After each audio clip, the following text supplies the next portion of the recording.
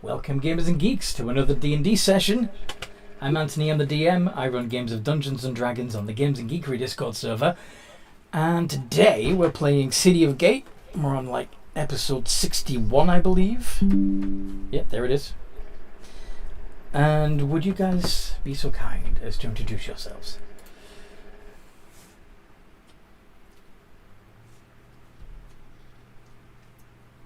Gwen, do you want to go? Oh. Yeah. Alright. Hello, I play Gwendolyn Darkmoon, Rogue, Firestone now, Drow-Rat.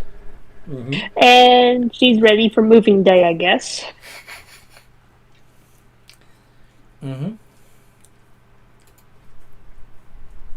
Generella?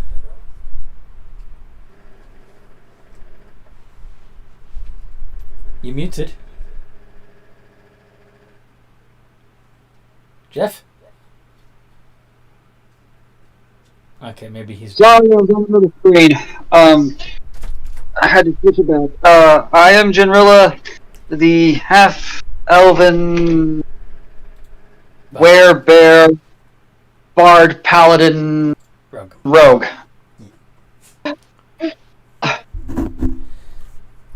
Okie dokie. Kiori?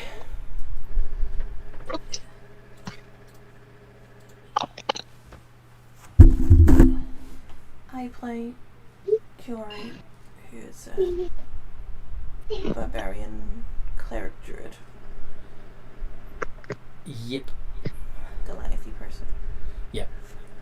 Druid, cleric, barbarian, Goliath. Yee. And finally, Wilhelm. Hello, I'm Wilhelm, our artificier wizard warlock. Woot. Okay, and what happened last time we played? We're getting that. Do you want to do it, General?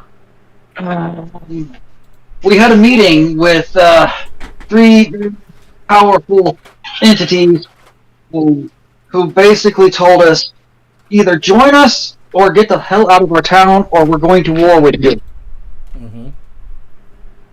And we were like, well, we don't want to join you, and we don't really fancy a war with the three of you at the moment, because I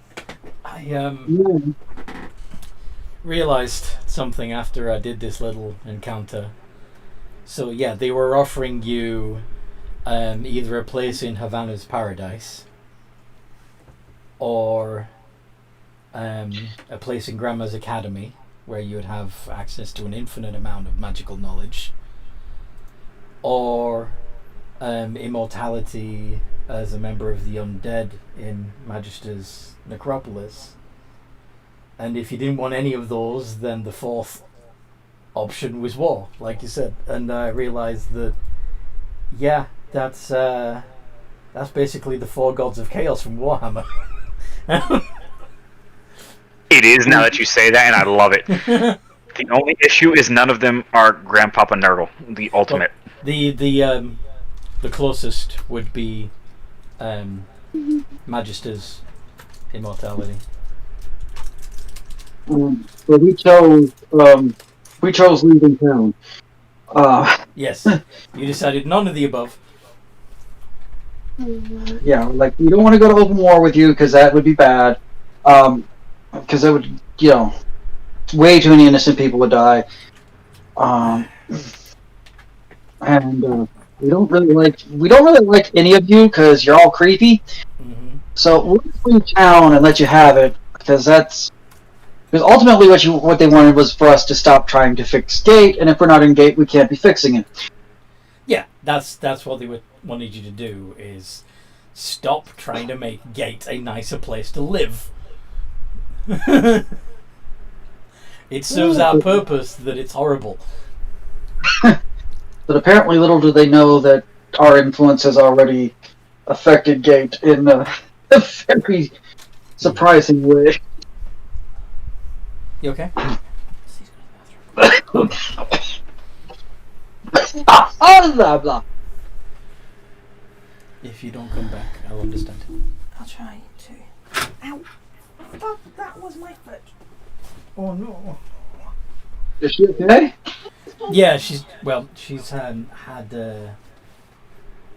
severe back pain over the last week, really. Ooh. Yucky. So she's dealing with pain and nausea and other fun side effects of the painkillers. Yeah. I'm sorry. So yeah, we'll see. Anyway, so after your meeting with the big three, with we convinced them to give us 48 hours to get out of town, so that we didn't make them angry, and they did think we were taking too long, but we could pack up our stuff and whatnot. So they agreed to, Grandma opened the door so that we could get back faster,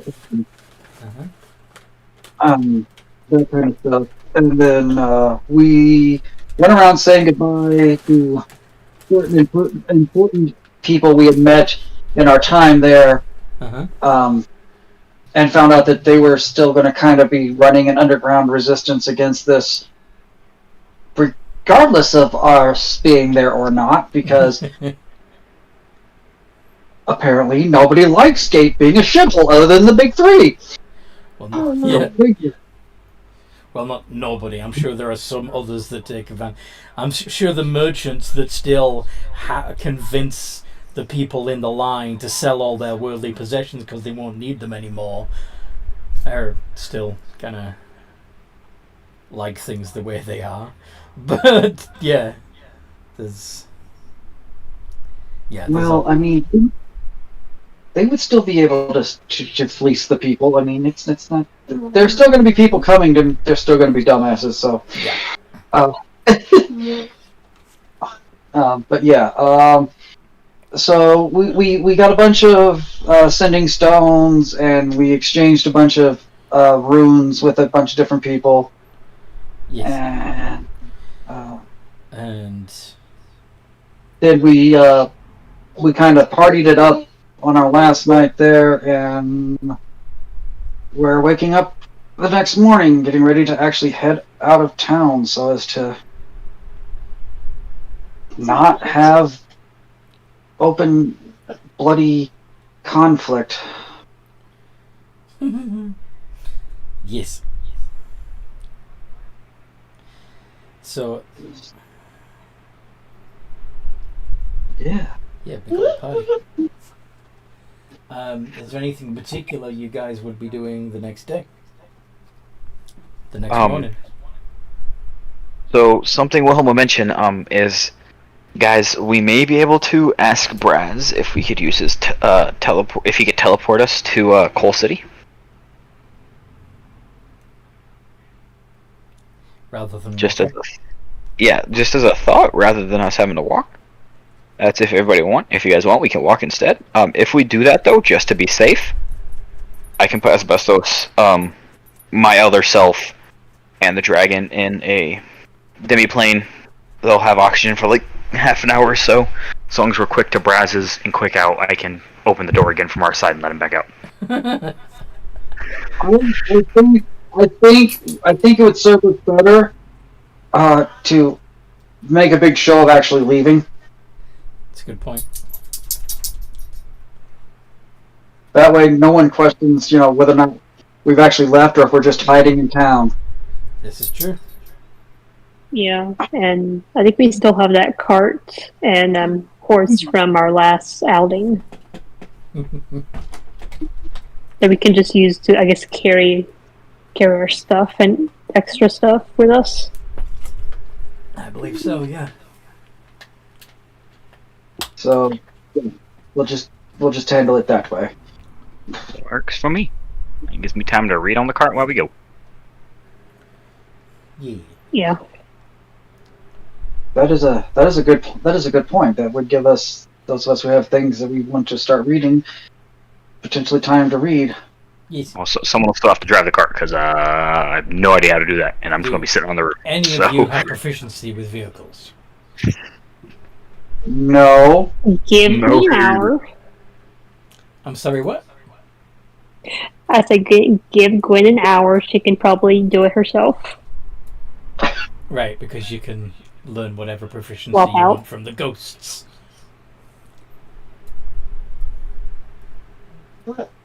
So I guess she'll just do that before we leave. Cool. Your mom. Put him on. But yeah, I can imagine we can swap out and stuff if need be. What do you mean? I think you're the only one with proficiency in that. You're the only one that can drive. Yeah, you're the only one who can drive. Mm-hmm. Okay. That's why Wilhelm is just going to be. Is it like a covered cart or what was it? Is it like open cart? Oh, if it's like we won't all fit in that if it's open. I think it's a small cart. You could probably load it all up with your possessions and have Gwyn drive it, and the rest of you would probably be walking alongside it. Yeah, there's no way I'll be Maybe able to one person could sit shotgun. Maybe. Yeah, it'll be right. I am not walking. I have no issue walking because I won't be walking. I'll be flying, so it doesn't bother me too much. Oh wait, can Jinrila make her own horse? Yes, I can. I was going to say I'm going to cast Find Steed and summon a warhorse. And then in theory, Kiori could be a horse. Yes, Kiori could, in theory, be a horse. If she chooses to. For 4 hours and about whatever at a time. Yes. Well, Kiori becomes horse. Asbestos. Well, hold on. Jinrilla warhorse. Kiori is horse. Asbestos can just sit in the cart with Gwen. Okay. It's Dragon, Wilhelm 2. What we have left that we have to fit because Wilhelm will just fly. Your simulacrum can fly because it's exactly you. Yeah, he can fly too. I'm just listing those two because we've got to fit those two somewhere too. Because I reckon the dragon can't go full on dragon and us not catch some attention. No, but if it assumes its cat form, it could theoretically sit in somebody's lap on the cart. Yeah. I mean, it could also fit on my stomach if it was cat form. It could sit what now?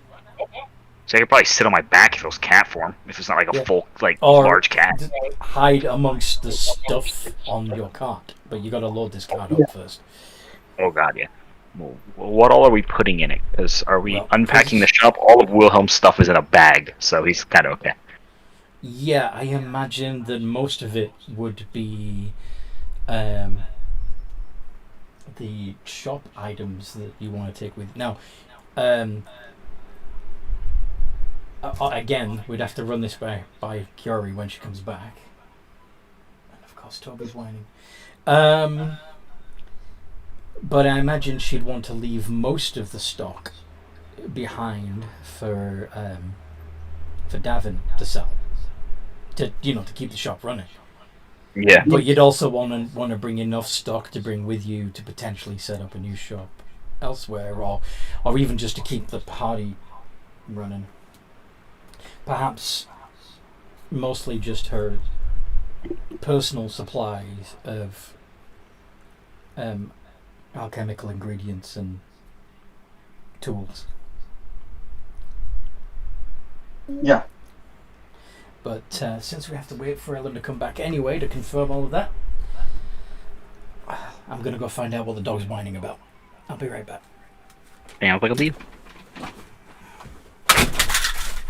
Shit. Cables. Hi, Toby. What's the matter? What is it? What?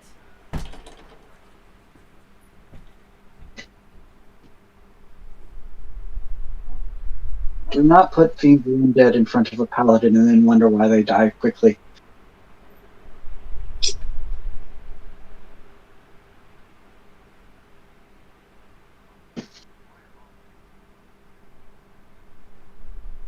Right? Yeah. Just What's up? about undead. I just realized if we're gonna take the big three down, are we gonna need people to take her place? Well, I reckon if we take Havana down, then Heaven's gonna probably turn to shit fairly quick. To be honest, I don't. My problem with the player's problem with the big three is I don't believe they should exist. No person should kind of have the power that they possess. Like, no one should be completely in control of all the undead. No one should be in control of time itself. Yeah, Grandma's gonna be a fun one for that fact, because that's gonna get a little wonky. Yeah. Like that, there's just so much about them. That no one should ever replace them. They should just be removed from the thing and let the stuff work as it's supposed to, instead of having somebody trying to manipulate it all behind the scenes. It's just gross. But Yeah. Just thinking about, I guess, the power vacuum. But yeah, we can most likely just kind of smooth stuff out to make it, I guess, more less reliant on them.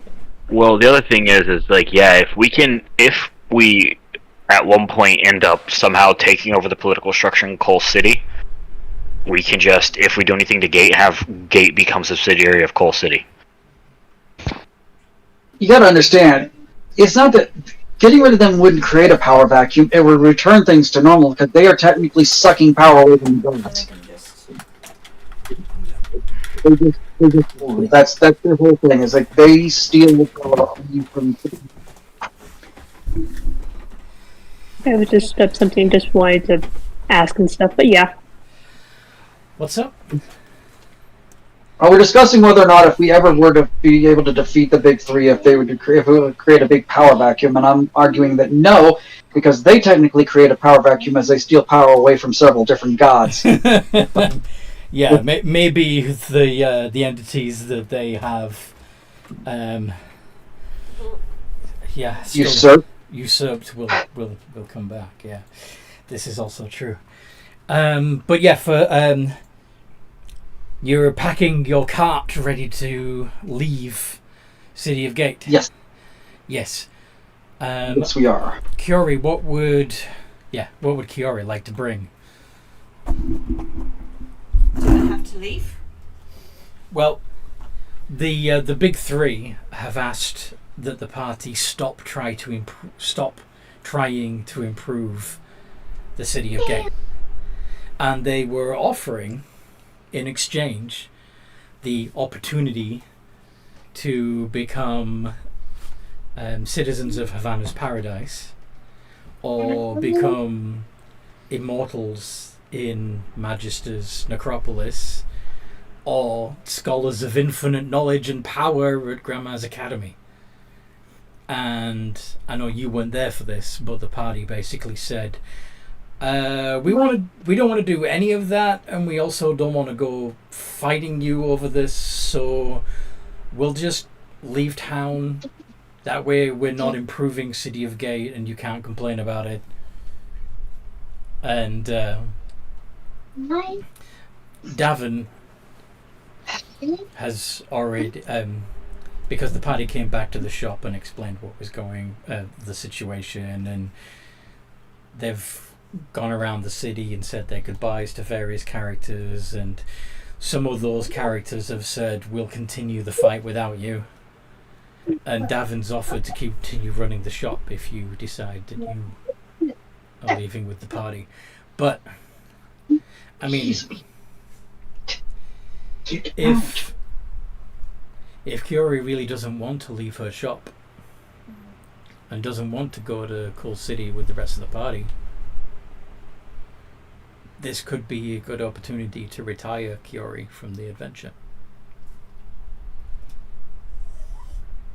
And And either introduce another character or just drop out of the game if you don't feel like you're invested.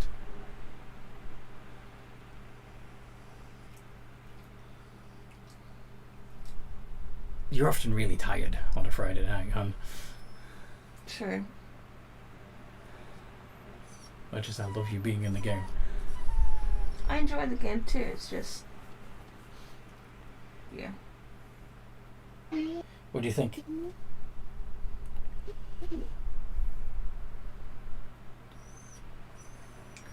I think keep curing with the party for now. Okay. So, And I'll, yeah, still do the resistance stuff, but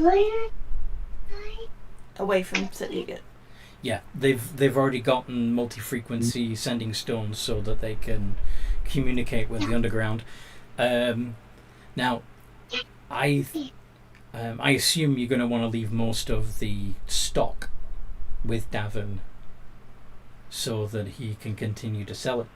And of course, he's been learning alchemy from you, so he can make passable potions to keep the place going. But I And imagine it's not like Go. we have to leave forever. No, not I at can all. always go and come back. Go and come back. As long as you don't piss off the three, yes. Toby, what? What? What is it, bud? Why are you whining, huh? What's the matter, huh?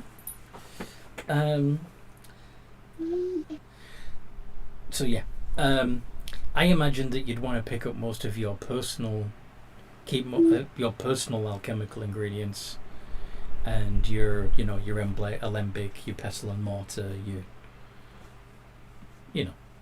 alchemy Yeah. tools with you. Your personal, Yeah. personal set of tools. But what else would you be packing? What needs to be loaded onto the cart for the journey?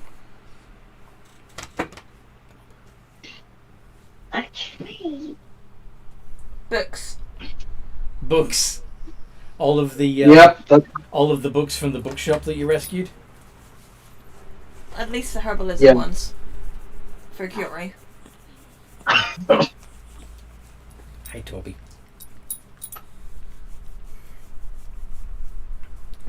Because I think that would be useful, especially if you're travelling. She can do further reading.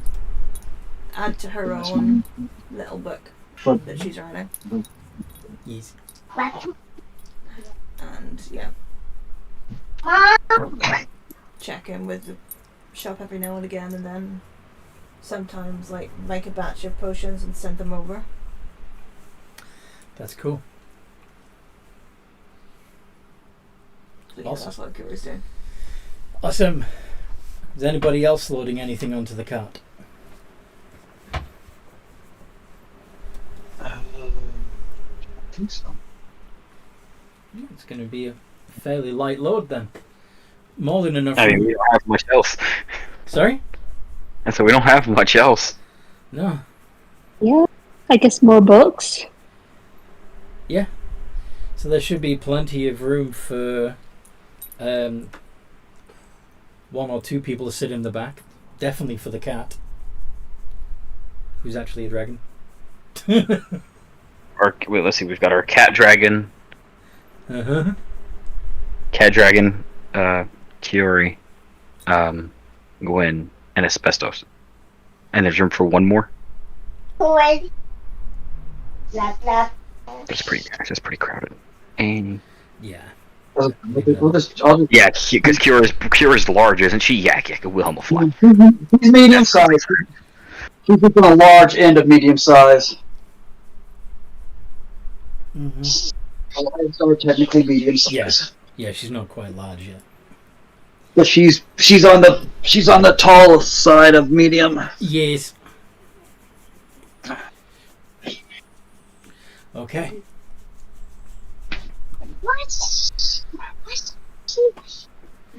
So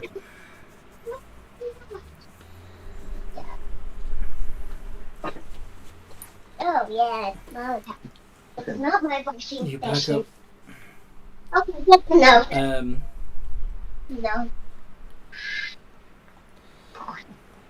Those of you who are observant might notice a few Havanan knights in the crowd as you watching you leave.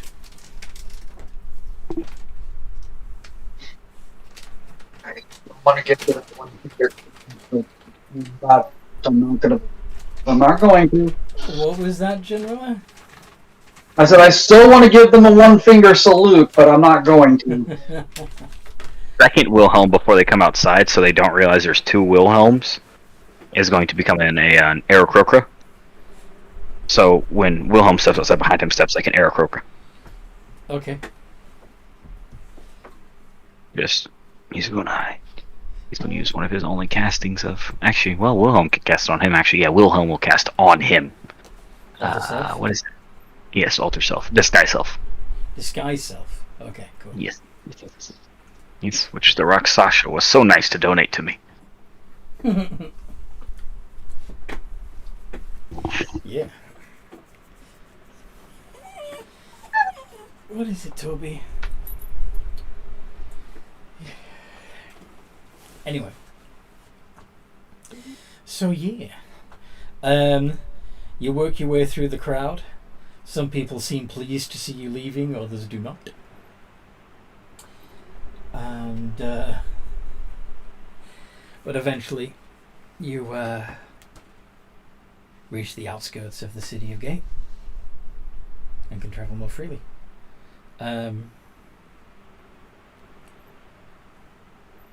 Yes. So you said you're using a conjured horse to pull the cart, yes? We are? We are? I thought we had a horse. I thought you said you could make a horse, so that's why I'm just double checking. Not for me to ride. For you to ride, okay. Yeah, because I thought we still had like a horse or a couple of sickly horses or whatever. Yeah, that was being kept. Yeah, kept in the stables on the edge of the city. Yeah. So yeah, we figured we were using those to pull the cart. I'm riding along beside it because that way I don't wear myself out keeping up with the cart. Oh yeah, well, like you said, the old horses that you've got pulling this cart aren't the healthiest of nags. They're I don't think you have to worry about keeping up. Yeah, I don't think they're going full speed, so. No, not at all. They're clopping along. But it just makes more sense to be sitting on something that can go along so that I can do other things. Indeed. So yes, as you leave the city of Gate, there is a sheep farm on the right, and of course the beginnings of the Darkwood on the left.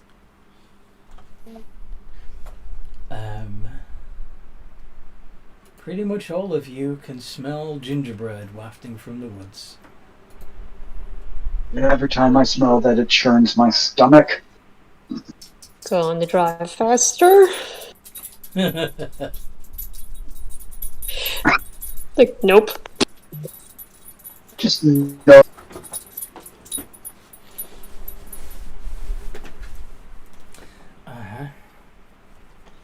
And but the smell is soon as you travel past the sheep farm. The magical smell of gingerbread is replaced by the natural smell of freshly baked loaves as you come by the baker farm, where they grow their own wheat, millet, and then make bread and cakes and all kinds of stuff out of it. Since I have my own animal, can I stop and get some fresh bread and some fresh sweet cakes? Absolutely. So you're going to trot up to the door of the bakehouse? Yep. And my baker will happily sell you some loaves and offer you some honey cakes that they've made using honey from the meadery next door. Oh, that sounds lovely. How much? Let's see. How about 5 copper? Oh my. Wow. That too much for you? No. I'm afraid it's. Well, here, and she will pull out the only coins she has, which she pulls out a platinum piece. Oh my. That's a very shiny coin. Yeah, it is indeed. I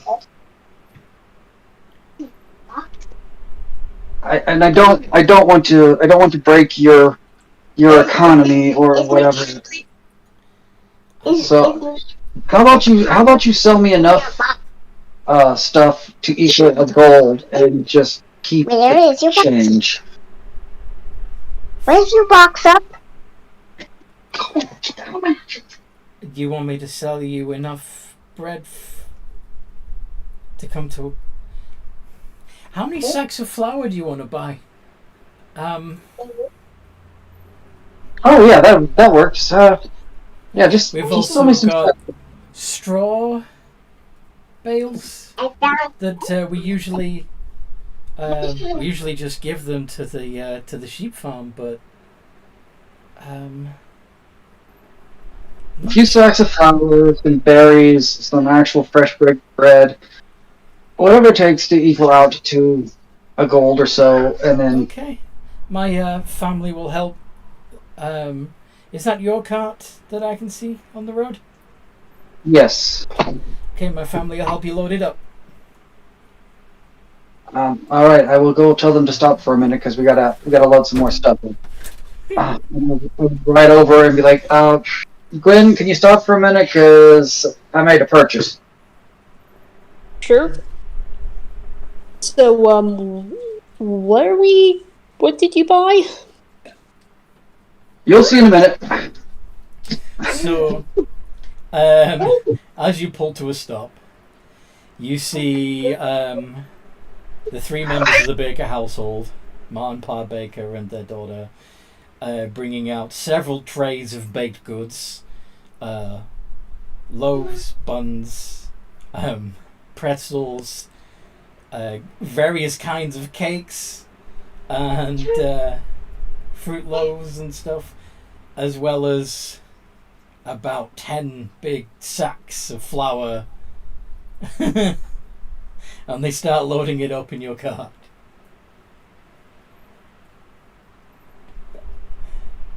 Gwen turns slowly. What did you give them? Okay, so I wanted to just buy some fresh baked goods for us, but they're not very expensive, and I only carry platinum.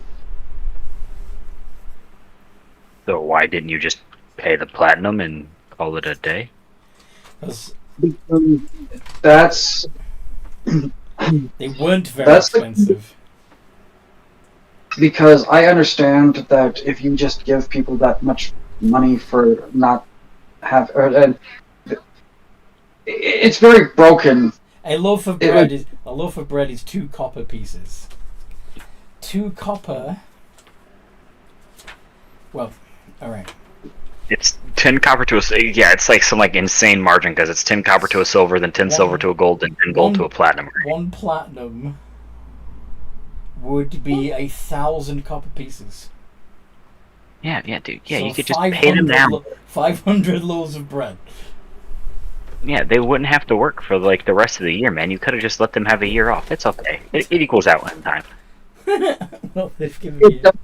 That's not how farmers work. That's not how farmers think. No, but you could have Do gotten a we new have equipment. room? We will find uses for the stuff we bought. Trust me. I mean, for hay, we can feed the horses, so it's not a bad. I mean, it's not a bad purchase. Flour is actually really good at Is it flour? finding invisible creatures. Oh, flour is Okay, perfect. that is fair. We are going to traverse the rest. Also, We got some big a flour. cloud, We got a cloud of fire is explosively flammable. Oh no. Well, guys, we got bombs. All right. yeah. So don't say that I made a stupid purchase. I made a. Oh no, no one's saying it's a stupid purchase. We're No, we're just not saying confused that. by It's just this. more or less just the amount of bread. Lots of bread and cakes and flour. Yeah. Well, we should probably eat the cake before they go bad. Does anyone? Yeah, we probably need like a tarp so the cakes don't get on the books. Did you want any unmilled oats and wheat for your horses? Yes, that'd be great. Yes, please. Okay, you get a couple of sacks of that too. I want to point out, by the way, this looks really weird because flying there, kind of like in place, is Wilhelm. Next to Wilhelm, and in between both Wilhelms is Solomon. Your little construct. Yeah. Yep. Yeah, homunculus. No, we don't have a bird problem. We also don't have a rodent problem. Oh. A werefolk problem. All right. Well, thank you kindly. We appreciate You're all the welcome. help loading that up. Enjoy. Jamila is eating one of the things she's bought as they take off again. You can see the whole family kind of bouncing up and down on spot as you drive away in the cart. Hey, Jinrilla, can you hand me one of those cakes? Time to show other Wilhelm what cake is.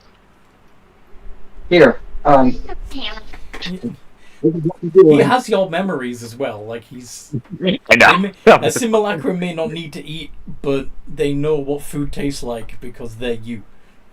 I honestly didn't know they didn't have to eat it. Never mind then. It's not for other Wilhelm. It's just for Wilhelm one. Yeah, I mean it could I'm still. pretty sure I'd eat. Yeah, it's made of snow, dude.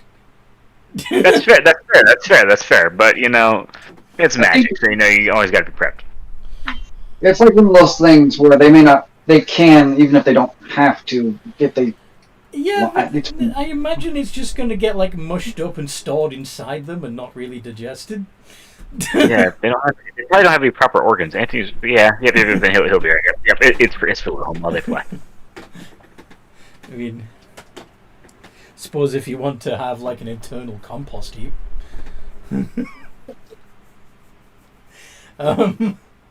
Although that might be bad because compost heap, if you get the balance right, they start to generate heat, which might be very bad for a creature made of snow. Just a wee little bit. It's magic snow at this point. I know. I'm just Super something magic melting from the inside out would not be good. Wait till one day I get fire immunity, then my snow clones or my snow simulacrums are all immune to fire too, and it's like, yes, burn! Yes. Oh dear God! Anyway, Takes an apple turnover. Nice. Oh, for fuck's sake, Toby. While flying, Wilhelm is going to just munch away and just keep his eyes. Oh, I forgot to roll for importance. He's just going to munch away and keep his eyes out. There's cinnamon rolls. Are they good cinnamon rolls? Is the question. Of course. Oh, Everything the then bakers make is delicious. 17. And they use honey as a sweetener instead of sugar, because that's Yes, what they have access to. Smart people. Honey is so much better. 3. Mm-hmm. Speaking of which, you'll shortly be passing the meteorite that has a field full of flowers behind the main building, as well as lots of hives, as you can imagine. don't need anything from the meadery, or if we had passed a fruit farm. the bees are not just there may be some fruiting trees in the meadow as well, but most of the interestingly enough, the bees are not just gathering nectar from the flowers, but they also seem to be crossing the road and going into the dark woods and back. So, That's frightening in a way, but I wonder. well, right now, General, it's no longer paid to be our issue. We can deal with it when we come back. No, I that has nothing to do with the one thing. Like the Darkwoods has its own other issues other than certain things, like the tree problem. But The trees are pretty creepy. The barkskin trees. I know that this place probably has all kinds of lovely alcoholic mead, but I wonder if they have any jams. If you have anyone. Jams or preserves or anything else fruit related. Yes. Before Generally goes up this time, Wilhelm is going to hand her 10 gold. This way you have something other than platinum to pay with. What, you don't want crates and crates and crates of Jams. What are we going to do when you run out of space? You could just jam it in. Ha! Oh god, then no. we buy a couple of sacks and put it on a stick and carry it across my shoulders. I mean, that works. I mean, if you're open for that, then go ahead. But yeah, I'm gonna go up and see about some jams, jellies, or preserves. Nice.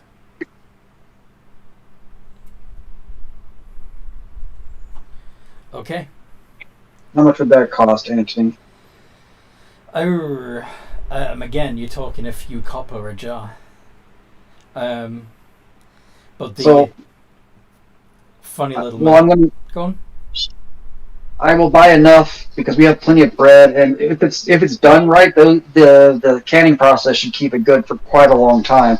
Mm-hmm. So I will buy a gold piece worth of stuff. Not a platinum, just a gold. You Like- buy a gold's worth of preserves. Yes, so like maybe 5 jars, if it's like 2 copper each or something. I'm so pleased you like my preserves. I don't get many visitors. Just me and the bees. But yes, I have jams, I have pickles, I have all kinds of preserves. I even have an elderberry jam. Oh, that sounds interesting. Give me 1 of 5 different varieties, please. Okay. So you get some honey. You get blackberry, elderberry, apple butter, and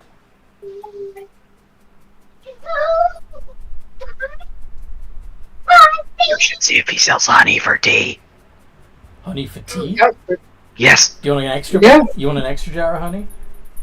Or I mean, we've got good money.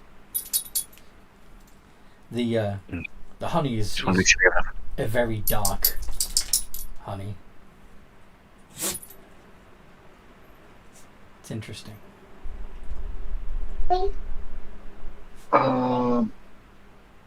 How paranoid is Janella? How paranoid is Janella? Poison on everything. Sorry? I was just cracking a joke about how paranoid General is. Detect poison on everything. No, it's more of how creepy is this guy? Extremely. Do I think that it's do I pick up any vibes of it being of him being untrustworthy? or is he just selling me goods? My passive insight's a 24. Yeah, it's not that he's untrustworthy. It's just he's not like. There's nothing. You don't detect anything dishonest about the products. Like, per se.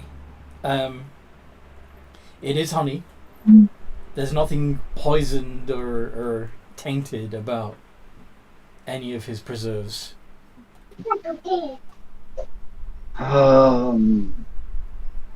Do I cast it or not? Do I cast it or not? Do I cast it or not? Do you cast what? Detect evil and good.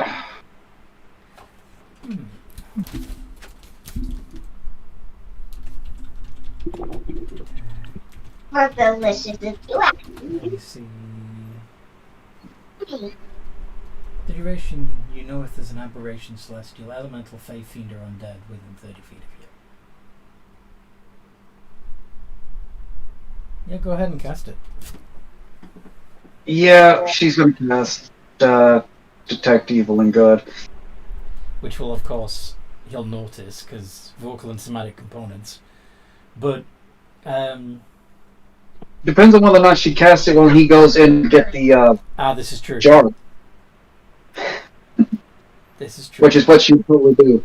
Like, when he goes to get the stuff, she's going to quickly go, because it is a single action, so it'll only take seconds. You detect no aberrations, or celestials, or elementals, or fey, or fiends, or undead within 30 feet of you. Okay, cool. And also, obviously, then there's nothing that's been consecrated or desecrated. Within 30 feet. Now it's time for car washing kit.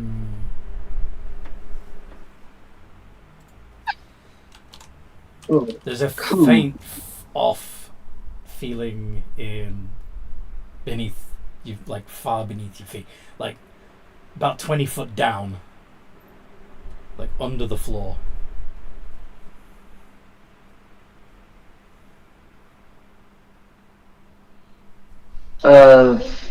Desecration or concept? Of desecration.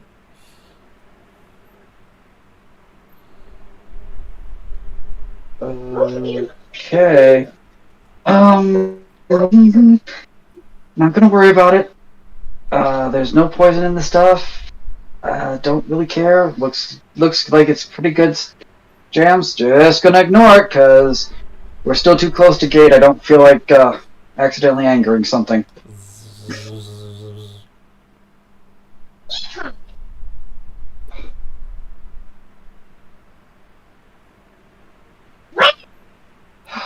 Is there a roll I could make to try to put...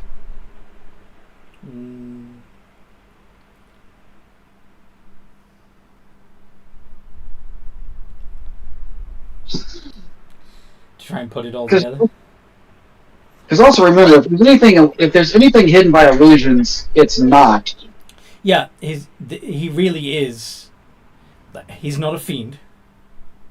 I'm not saying he's human. He's not some monstrous creature in disguise. He's human. He's just a creepy human. And the bees, though large, they're insects. They're actual insects. They're not anything. they're not like somehow disguised hell wasps. No. You don't need a nap. Find a place. You need a nap. Well, right then, I'm going to just, like I said, I'm just going to ignore it because it's not a. You say it's not a, like, overpowering thing of. It's not making any different things. So okay, I'm just going to ignore it. It's not worth it. I mean, I'm gonna remember it for in case it needs to be investigated later or we hear something strange. But I'm not going to actively do anything about it at the moment. I am not going to touch any of the preserves or anything made by this guy. You just get the heebie-jeebies off him? Yeah, no. Yeah, nope. Okay. I mean, to be fair, before I use any of it, I'm probably going to purify food and drink just to be safe. Fair. Just to be safe. It's gonna be fine, I promise. I'll just take a spell of the blood honey. You already know, huh? No, I'm guessing since it's so the dark woods. Yeah. Yup. So I'll just It I'll does- just smell to see if I sense some iron in it or something. It does have a very rich, almost metallic smell to it. Yes. Going to say this for Coppery. later when I want to make bloodthirsty jokes. I mean, What the fuck? What? Someone yelling outside? I didn't hear it. okay. Everything alright? Do you have an open tab that the audio's coming through, huh? Because I heard some shouting from your headphones. Maybe it was. I could have sworn I thought I heard it outside. No. Okay. That was so Yeah. random, I was confused. Sorry. Anyway, so here we have some nice stuff to go with our bread. Yum yum. Let's continue on. Yummy, yummy, yummy. I got love in my tummy. Look, we can make it safe to eat, and you know, it's a little weird, but hey, who cares? Park bear. I eat. Like I could go into the river and stick my paw, turn into a bear, stick my paw in, and pull out a live fish and just shove it down my gullet. So, Yes. One of the bees does land on the woodwork of the cart. His bee is probably about as big as like a fingertip. The big fat insect. It's got big mandibles and it begins chewing at the wood. I'm gonna shoot it off the card. He's gonna flick it off the cart.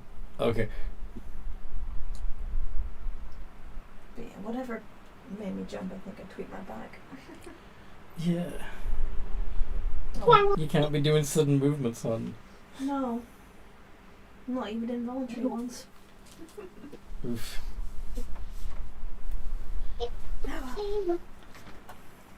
okay. Anyway. So yes, you're now coming away from the farm district outside City of Gate, and you're approaching. You're even leaving Darkwoods behind, and you're approaching Traveller's Rest. You see a river running to your left, and fields to your right, and you can see overlooking Traveller's Rest is a mansion on a hill. Now, the road does fork here, and there's a bridge going over the river that would lead to Cull City. Or you can pop into Traveller's Rest and see what this town has to offer. I vote for going to the town of Traveller's Rest and heading straight to Cull City. I'm down for the Coal City Street route. Same here. Where are you, Toby? What you doing? Sure. Okay. So you drive the horses on the left on the left fork, taking them over the bridge.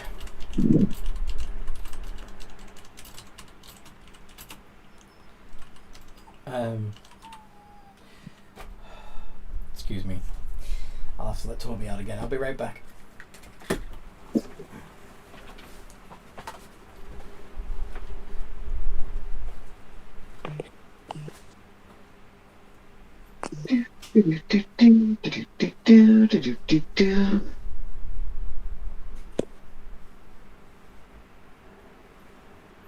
I love to borrow some time. Oh, look, the laptop. And I think that's the one.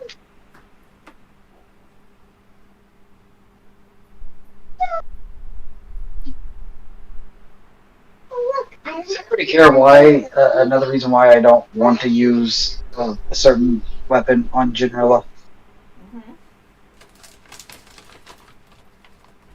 One of the reasons I don't want to take the Holy Avenger onto Generilla right now is because of what happened Wednesday when I used it with one of my other characters.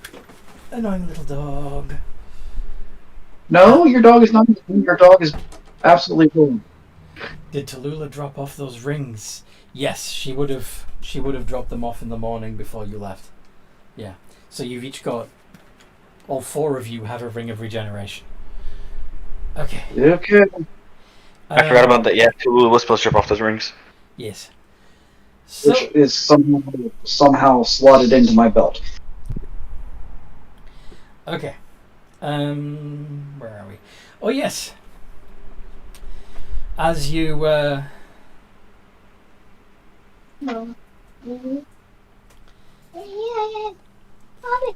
as you head over the bridge, you feel the bridge lurch, and a voice from underneath says, "Who's that coming over my bridge?" Nobody. Nobody, eh? Just ahead, is it? I'm putting my locker. Simple travelers.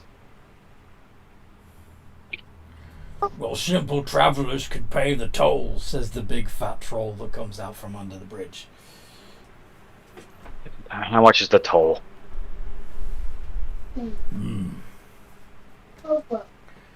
That big old pile of cakes looks like it'll do just nicely. Yeah, we do have more than we can probably eat, so sure.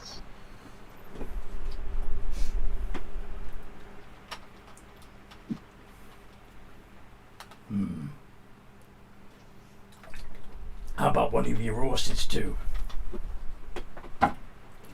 Since you're in such a giving mood. Our horses are hardly what I would call I'll give you 100 gold in place of our horse. 100, eh? Yes, that's all I have, but, you know, we need the horse, sadly. You know. Alright, I'll take all of your cakes, your 100 gold, and your cat. You I'm don't afraid want the cat isn't an option Oh. either. The cat stay with us. It's for emotional support. Yep, emotional support kitty.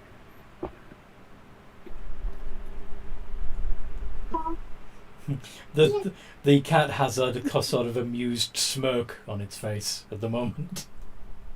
That's Um, your favorite kitten. can I just roll my persuasion to try to convince this thing to take the cake money and leave us alone? Tell you what. If you don't want to give up the cat either, how about the bird? Which one of us? You, birdie man. I want you. Yeah, I don't like that option either. Telepathically to Generilla, if I make him go away, do you think we can get across the bridge in a minute?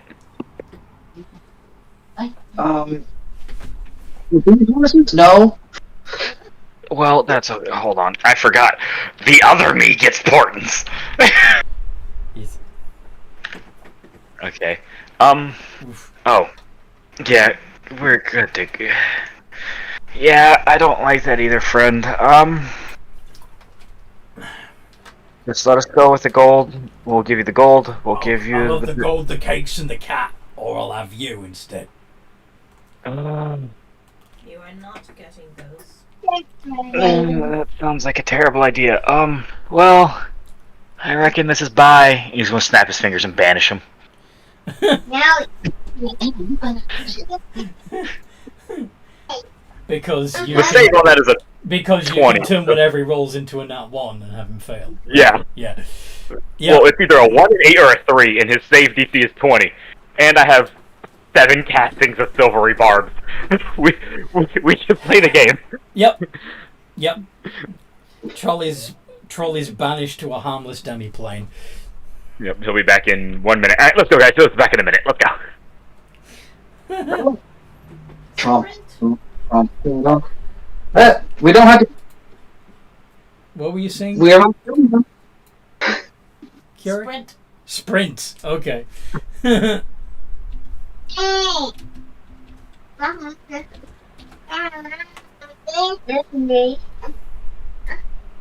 Hey.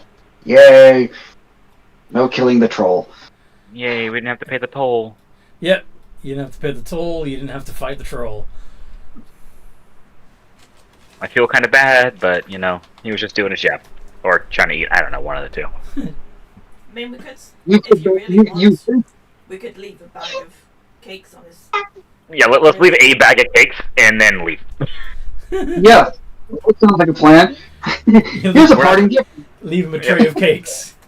Yep, we're not terrible people, so we'll leave more food. People, we just murder hobos normally, but we're not terrible people. Yeah, you know. We're just trying to move peacefully to a new home. You know, we don't want to deal with all that.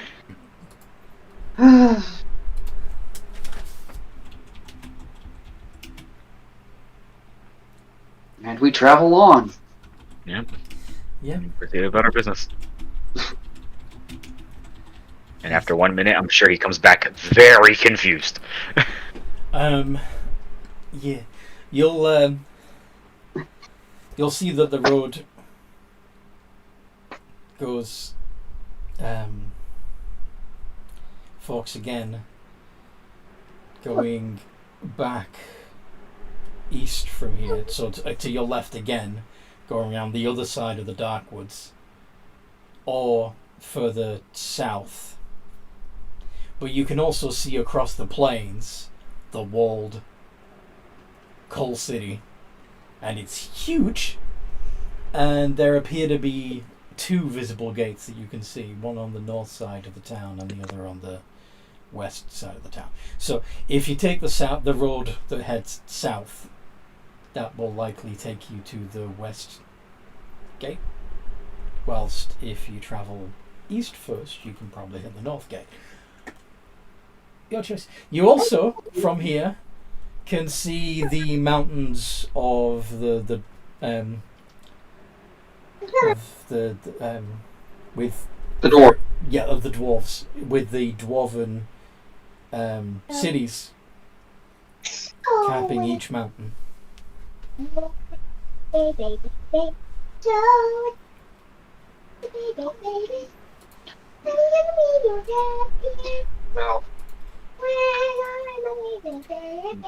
Wilhelm's just flying along. He doesn't actually know what this is, so wherever you guys want to go. I think we'll head south towards the west gate of Coal City. Okay. You sticking to the road? Yeah, we're going to stick to the road because we have crappy horses and an older cart that is now loaded down with semi-heavy other things. Don't trust the road. Lots of Saxon flour. Yes. Yeah. Got it. Good. Okay. Thank you for driving, by the way, Gwen, since none of the rest of us could. All right. Keep driving. You approach the east gate. Yes. The west gate. Without incident. The gates are open, but there are armed guards either side of the gate. And as you draw level with the gate, they say, hold. Hold. What are you bringing into Coal City?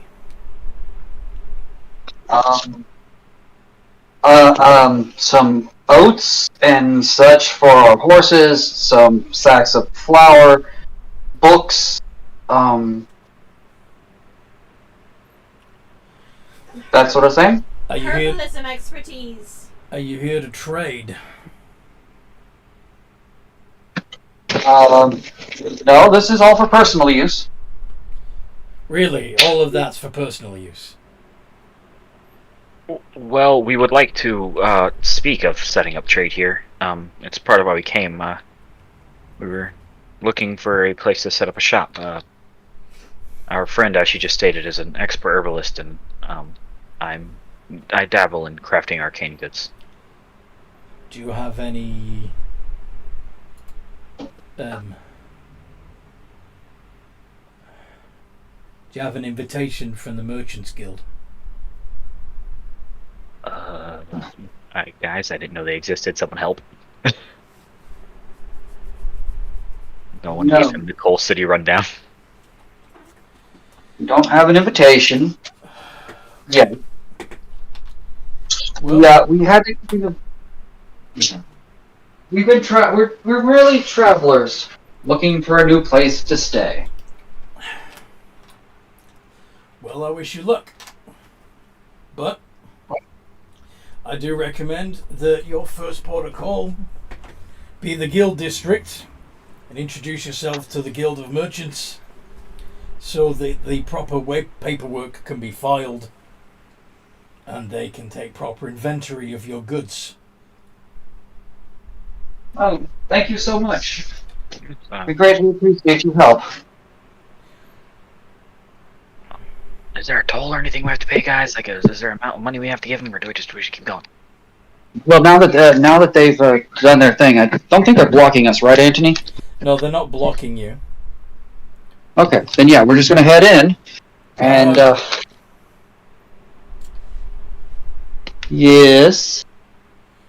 You know, if you want the guards to look upon you favourably, it would be wise to treat us with kindness. 150 gold hits the ground in front of them. 150? Yep. I thought you said you only had 100. I know. Gold? I have 640 left. I haven't been using it because I didn't have any money besides that until I got Wish. With Wish... At first they look disappointed that they're not getting cakes, and then they realise that that sack is full of gold. And they smile warmly. On your way. Thank you. I hope this will lead to much fruitful adventures between us, my friends. Wilhelm will actually fly down and walk beside the cart now. Okay. And other Wilhelm becomes... looks like Wilhelm now, except his feathers are like brown. He looks like a brown owl, like white and blue. I thought he was going to be a snowy owl. No, we can't have... Well, I don't want people to know it's a copy of Wilhelm. I want to be like, oh, look, there's a snow owl and there's a barn owl. Okay, cool. No, because he's made of snow. Anyway. Oh, I get what you mean now. Yeah. I mean, well, actually, yeah, he can be just... Yeah, he'll be a snow owl. He can just be straight white. He doesn't have to be any blue. It'll be fine. I was just a pun. It was just a pun. I know it was, but I've got to support the puns. Yeah. Anyway, so you begin making your way through town. Yep. And you find yourself going through a fairly densely populated city. There are people everywhere. There's a few small, like, general stores and taverns every so often, but you don't come across as you come closer to the center of town, the buildings become larger, the shops less general and more specialized, and before you know it, you found yourself in the town square.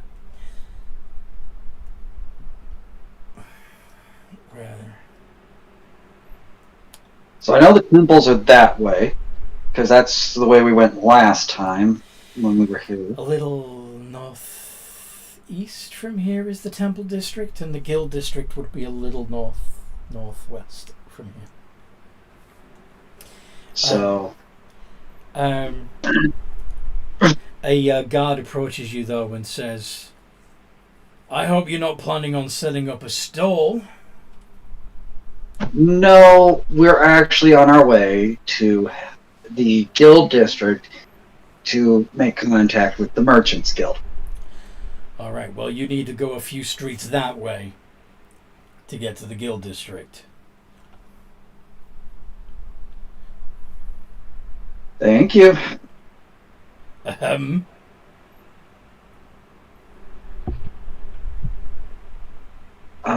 I'm gonna flip him a platinum. He smiles and goes, "You'll go a long way in this town." Anthony, just out of curiosity, are these human guards? Yeah, these ones are human. Okay. Yeah, the guards here definitely take money bribes. It's good to know.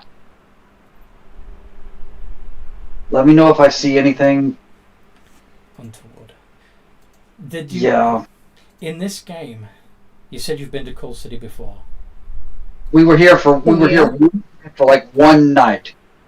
Did you bump into guards that time? At that point in time, I wouldn't have had the ability to see the illusions. Okay. I'm just trying to, because your characters are at a different point in the timeline. Yeah, I know that we're at a different point in the timeline. That's why I'm not sure what the guards are right now. They're still human at this point in the adventure. Okay, cool. So, but as a player, I didn't know for sure when that thing happened. That's fine. And if there was anything else weird.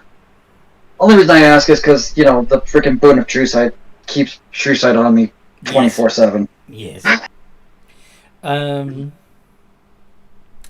One thing you do notice in the town square, a sign, a shop with a familiar sign above the door. Braziel's. Oh, look! It's your friend! Hey.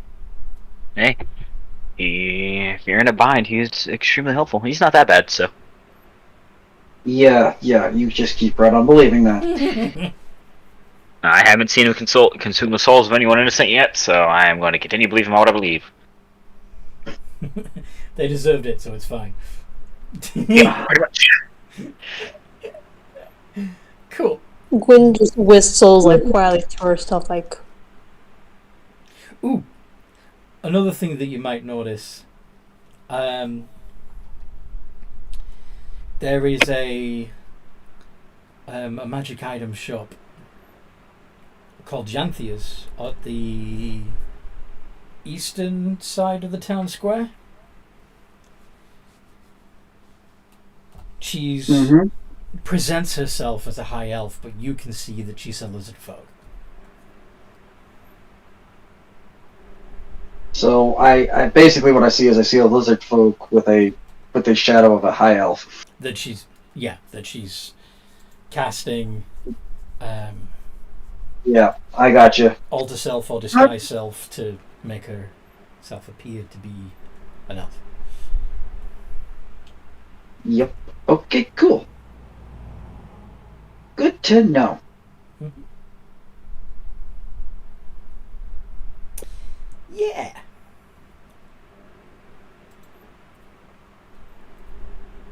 Alrighty. And I guess we're headed to the guild district because we gotta talk to the. Yeah. What time is it going to be? I imagine that with all the travelling you've done, it's approaching 1 o'clock in the afternoon at this point. Okay, we have time. Should we scout out a tavern? We probably still don't need one. We can just find one to park the horses at for a bit. I can still mansion us up if we want. True. Yeah, and that way we don't have to worry about anybody getting to us while we rest. We'll just find somewhere we'll find a stable to stable the horses and cart here in a little bit and do that if you're willing, Wilhelm. Oh yeah, no, I don't mind casting Imagine. Yep, it's all good. Okie dokie. Okay. So.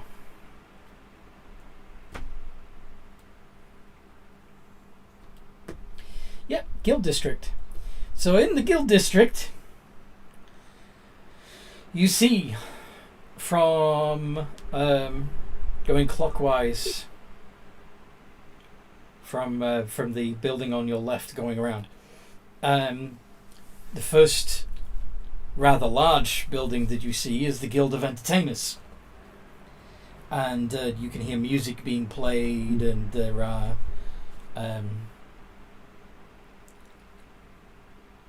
people reciting from plays on the steps. The next one over is the Mercenaries Guild. They also have people out front, and they seem to be actively trying to recruit people to join them. And then you see the officers of the Merchants Guild, which have some sort of gentleman's club next door. That one classy. What was that place called?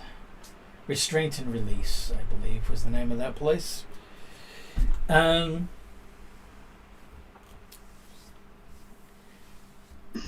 there's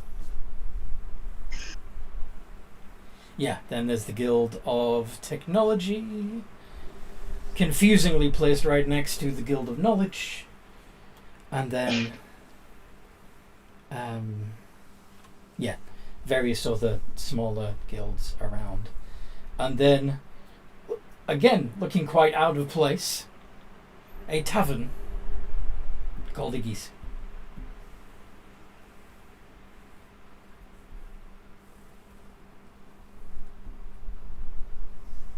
Are you heading straight to the Merchants Guild? Considering we've next to been, the Restraint and Release Club?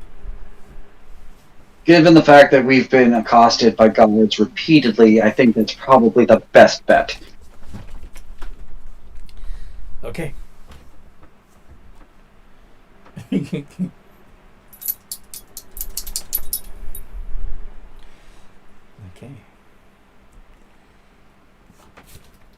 And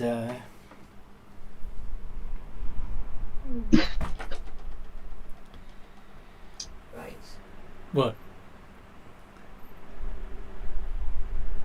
Carrie?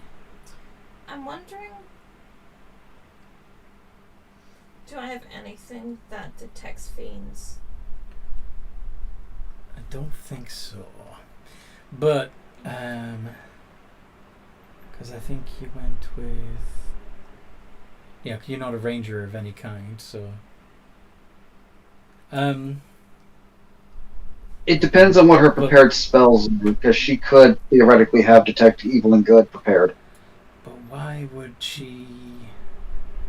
That's my thing, like, why would she have changed her spells? I always tend to have that one prepared, though, because why would you... there'd have to be something that would make you think, I need to cast this spell, right? Right. We have been shaken down by multiple guards, Alright. but I don't think I have it. There is a... this building that has, like I said, the Merchants Guild on one side and this Gentleman's Club on the other, seems to have a single set of double doors leading to a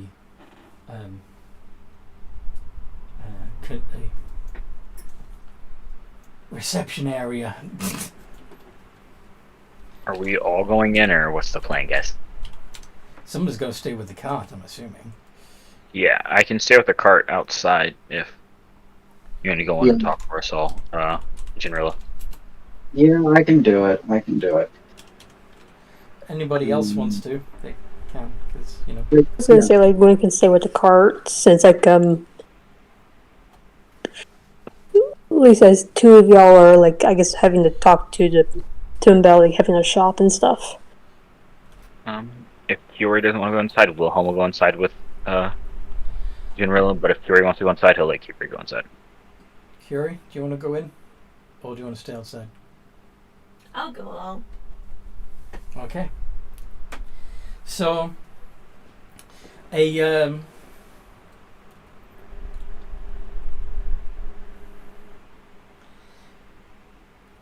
woman who to Genrilla appears to be a tiefling smiles. Appears to be a what? Tiefling.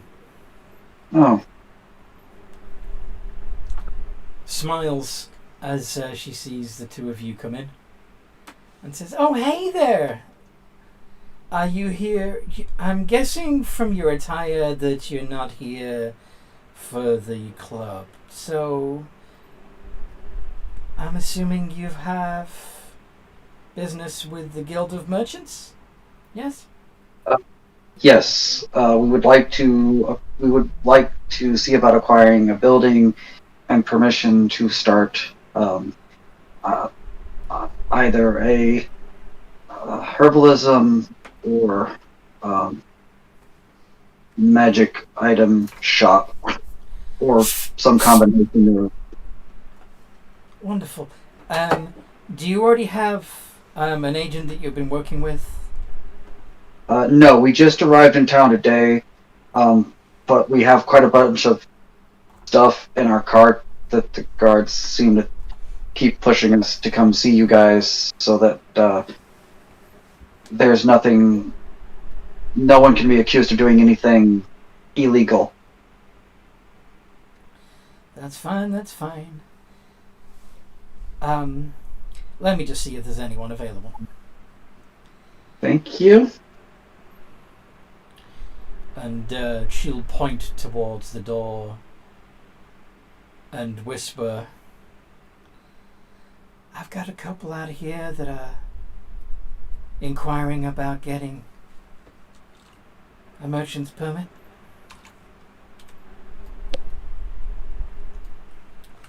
Excellent. Yeah.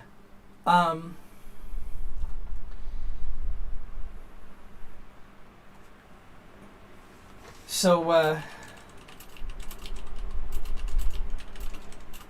Mr. Shasser will be out shortly.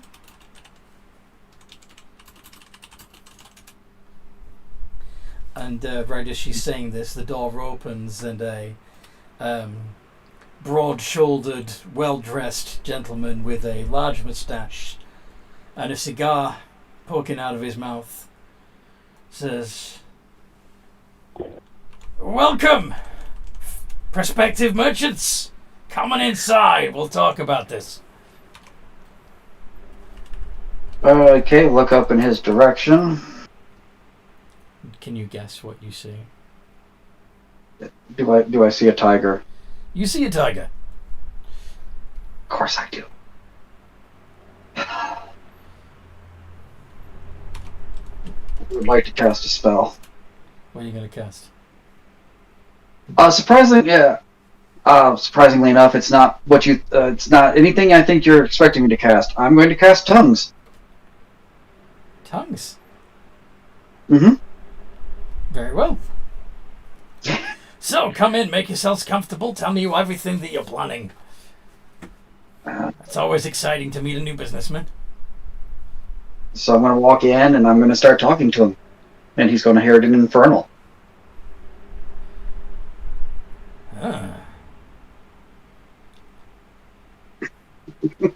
That's quite a skill you got there. Yeah, I'm full of surprises. So,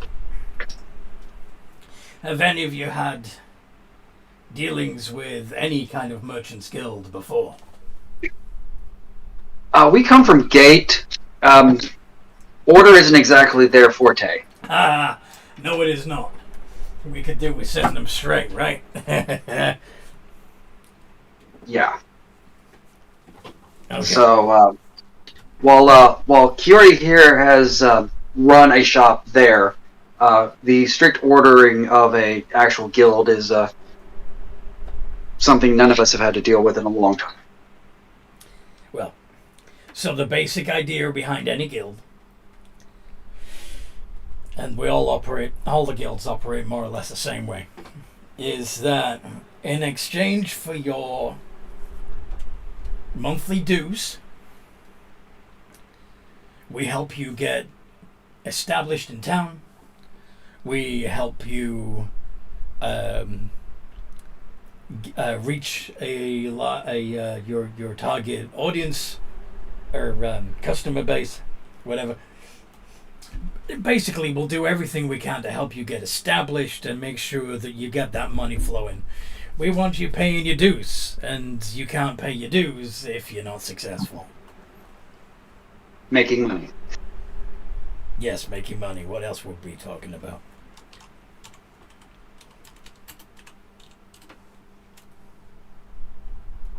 Jinrilla just kind of looks at him like,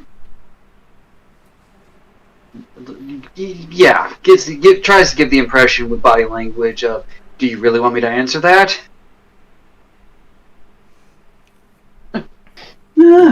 We do legitimate business here, and that's all. Savvy? I hear you. I hear you. Good. It's all legal and above board. Any questions? What are the monthly dues? Is there any there? I want a full listing of rules, regulations, blah blah. Basically, give me the thing so that I can look it over and see where the loopholes and the little hidden things are. You want to give the contract a look over? Sure. And he hands you a sheaf of papers about 2 inches thick. Happy reading. And he winks. And I'm gonna read through it. Looking for any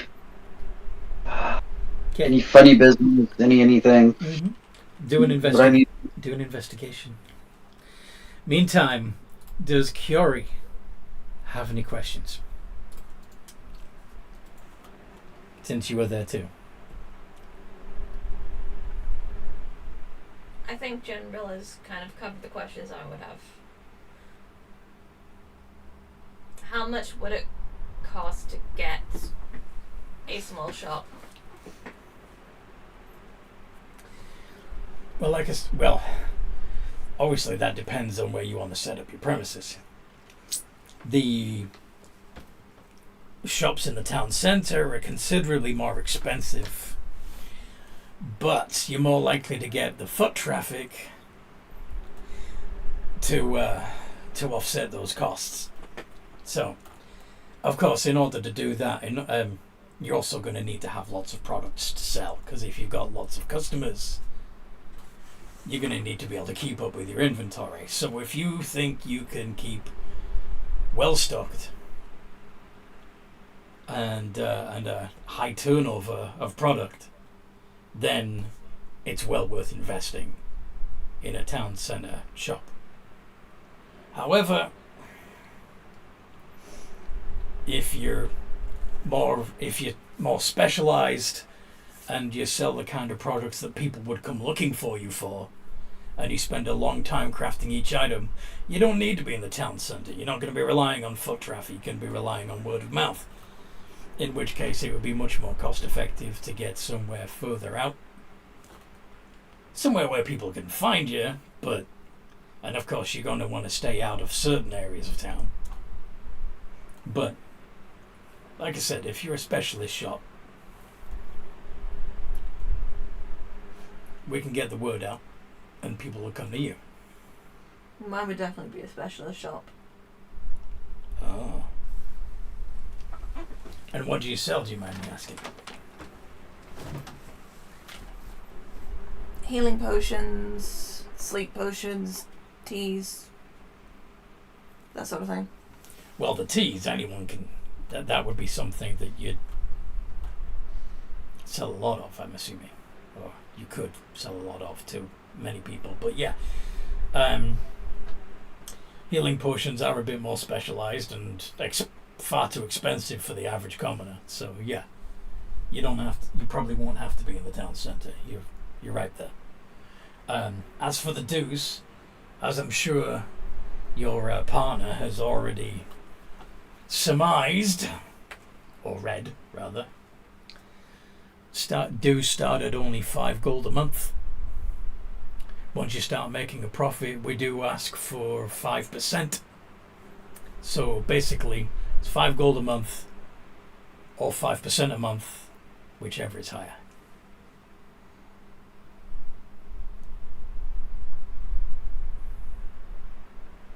It does seem like this is out of character, but that seems a bit too good to be true. We got a lot of merchants. Fair enough. And in Giant, isn't that cheaper than some of the organizations were charging in Gate for the protection? Yes. Yes. That's better than the protection rackets we're charging. Yeah. Do I find with my 24? Do I find anything super sketchy in the contract?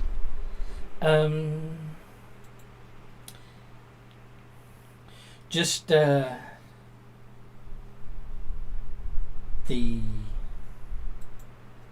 loyalty clause would probably be the way of putting it. That as a member of the guild, you'd be expected to help out other members of the guild when asked, to the best of your ability. So what does this part right here exactly entail, mean? Oh,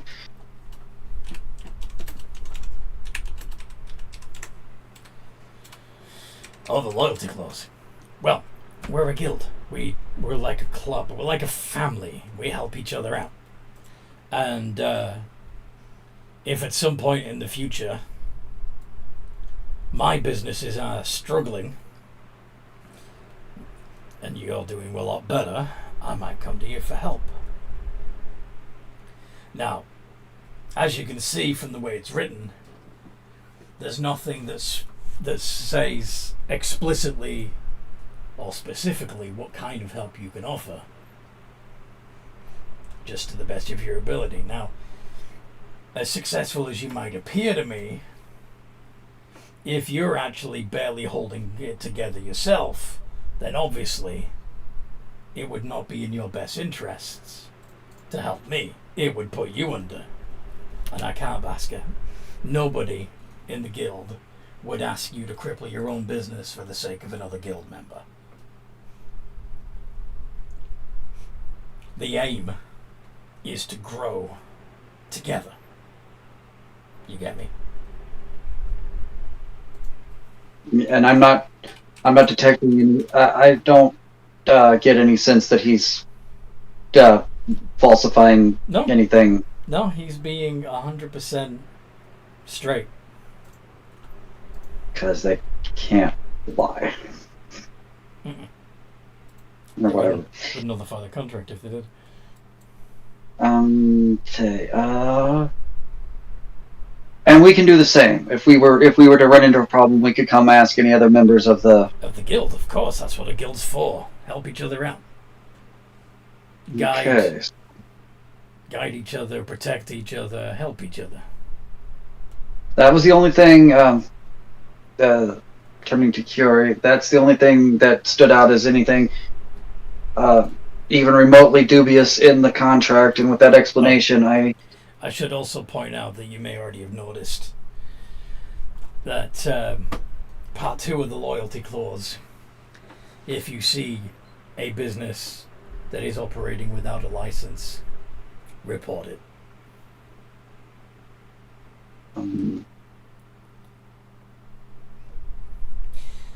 Okay, I better go get somebody in case they actually want to do something.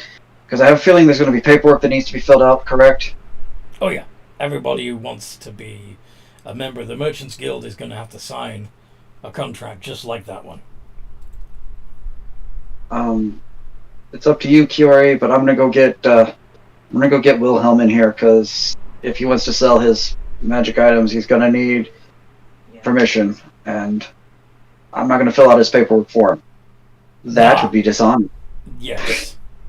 And it would be fraudulent, in fact. Yeah, which is why I'm not gonna do it, because it's just wrong. Yes, it is. So, are you comfortable staying here and starting to fill out paperwork or whatever, Kiori, while I go get Wilhelm, or do you want to come with me, or what do you want to do?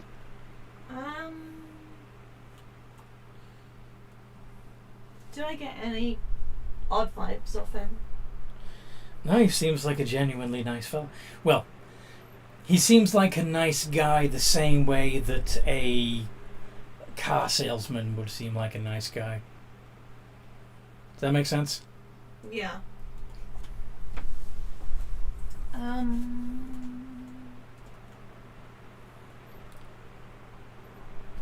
Oh, God, because I'm trying. Yeah, I'm trying. look through this paperwork while you go get Wilhelm. Okay. You want the one he's been thumbing through, or do you want a fresh one? Fresh one? He takes the one that General had been looking through from you, and gives you a seemingly identical stack of papers. And it's not the same.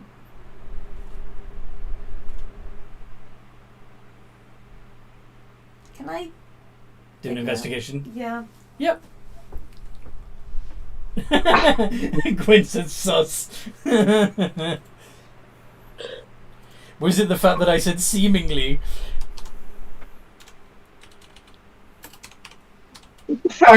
It's the fact that I know what these two things are, and they're of course going to be sus. I'm not signing anything, but I'm going to wait for General to come back to look at this. Okay. What did you roll? 9. Where did you roll? In the guest D&D sorry. channel. Oh, okay. I will roll in the correct channel then. Yep, that one doesn't count. Right. So I'm going out to. That's better. Much better. Okay. Yeah, it looks legit. You even see the same paragraphs that General has already commented on in your copy. I'm still going to get her to look at it when she comes back. Fair. Yeah, I've done enough English 101 classes to know the wording of stuff as meanings. Yes! Yes, it does! Yes, it does, and I love wordplay. These people. Yes.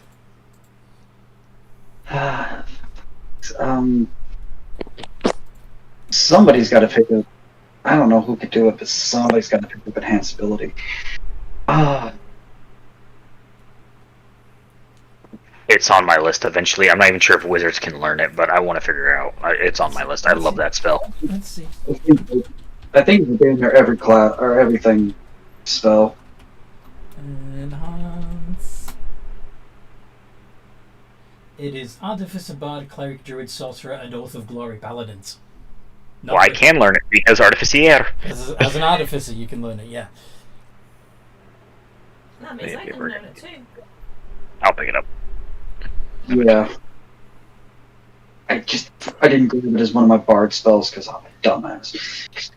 No, it's okay. I should have thought about it as well. Like I said, it's normally like the first spell like whenever I play Druid every day. I don't care what I'm doing. That's the spell I prep because it's just so good.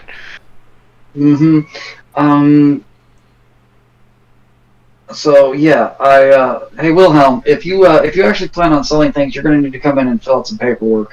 All right, sounds good.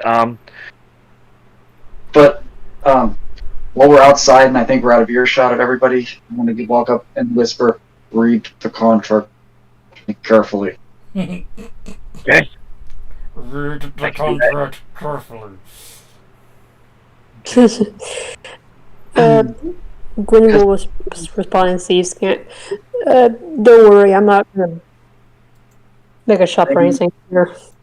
Things are not entirely what they seem. Here. Okay. Yeah, I can do that. Yeah. Okay. Me, be careful. Gotcha. Yeah. And she's actually going to, now that she's outside, she's actually going to shudder because this is definitely not what she wants to be doing. But Don't in order to... doing deals with devils. With- Yeah. Kind of goes against the whole thing.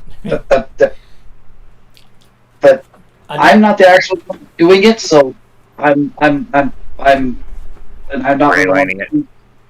I'm not trucking. I'm not one of the ones that can truck with people who do. So, because I'm not oath of the warder. Yeah, you know. Oath of the warder. Yep. You know the watcher. Yep. I can't do it myself, but I don't have any problem with people who can or whatnot. Yes. Okie dokie. So. I will walk back in with Wilhelm. All right. Wilhelm too is staying outside to keep Gwen company and is attempting to initiate a game of rock paper scissors. Wilhelm too. Yes, Wilhelm too. Paper scissors. That's cool. I'll take part after shoving some cream buns with blood honey jam No. in your mouth. Nom. Yum. Yeah, it's good stuff. Okay. And so. Yeah. So Wilhelm is in there, and Chiori is flicking through the contract, looking unsure. And the Mr. Shasa is sat at his desk, looking. Well, just with a big smile. Yeah, looking pretty smug. Yes, looking like the cat who's got the cream. Fuck! What? Shasa. Yeah. Remember, you just see a human with a mustache chomping a cigar. Yeah. Do I notice his hands are backwards? No, because he's wearing an illusion, and you haven't shaken hands with him. Though you will notice that he has a tendency to, when he grips the cigar, he's very careful to do it with like he uses 2 digits like a pair of tongs instead of.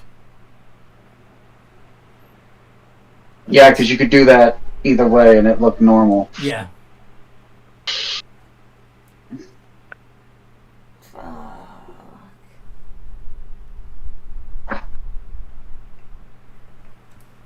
Is there a problem, Chiori? This. Have a look at this for me. Okay. While they're doing that, Anthony, Wilhelm is detect magicking this thing while he investigates it and reads it carefully. Detect magicking the contract? Yes.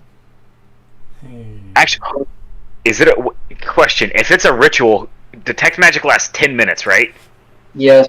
Then he would have ritually cast it outside the moment Genrilla said, read it carefully. Because that's suspicious enough. Mm-hmm. So he would detect magic it and ritually, then go inside and read it and see if it pings anything. Oh, you're gonna get pings of magic, that's for damn sure. Yeah. Oh, yeah. I'm just trying to find. Where is it? Where is it?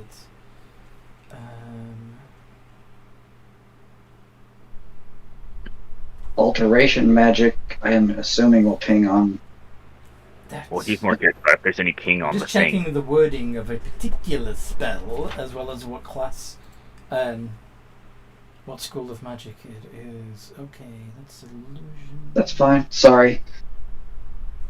No, I still have greater comprehension, so I can just read any language. Nope, I don't have anything dumb to help me out right now. Okay.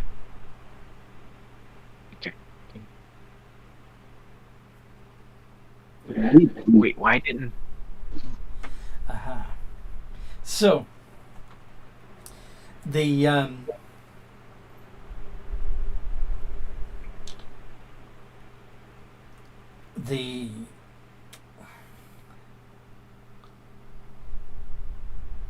yeah. So the script, the contract in Kiori's hands seems to have an illusion spell cast on it. The a similar stack of papers on the desk, which Generilla might recognize as the sheaf of papers that they originally looked through, is completely mundane. That you also, of course, would notice the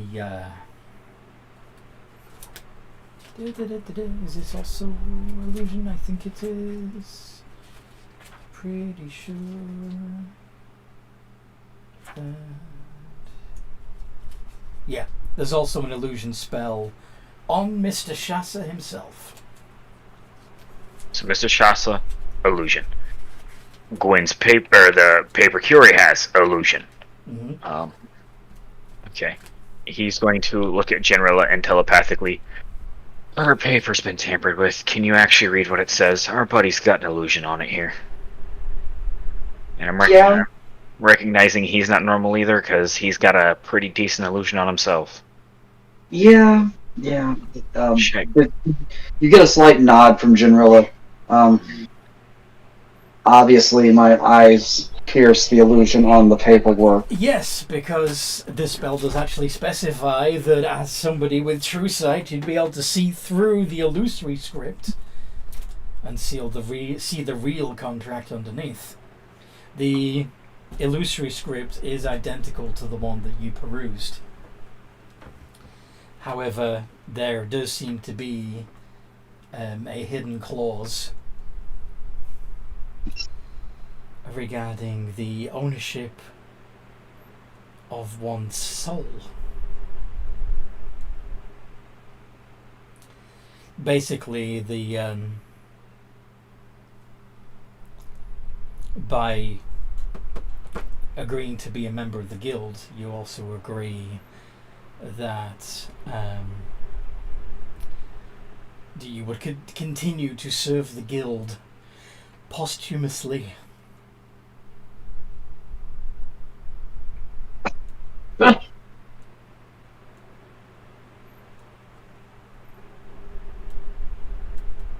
And she's gonna immediately snap her head up and look at him and just like raise the visor on her helmet and just be like, really? Well, really? Is there something amiss?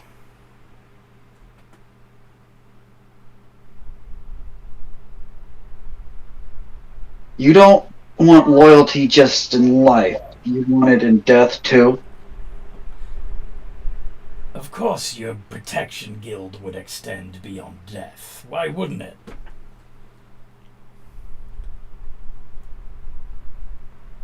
Once you're a member of the guild, once you're a member of our family, you're in it forever. We will guide you and protect you in this life and the next.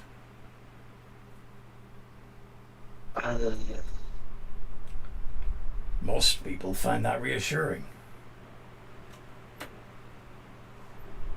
Then why do you feel you have to hide it? To that, just because this is funny, Wilhelm's going to smile, and he's sure he'll recognize the sword. He's going to pull out the sword of Braz. I'm afraid at least one of us have a little bit of a deal somewhere else. Huh. You work for the usurper, huh? I don't work for him, but with him, yes. Well, that's interesting.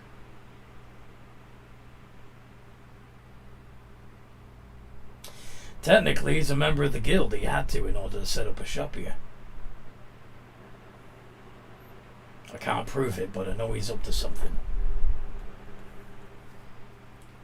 He may be. And if it comes to a time where that crosses my path, then I shall deal with that issue. Oh, shock. It infernal. Shocking. The fiend thinks another fiend's up to something. Well, you know how politics is.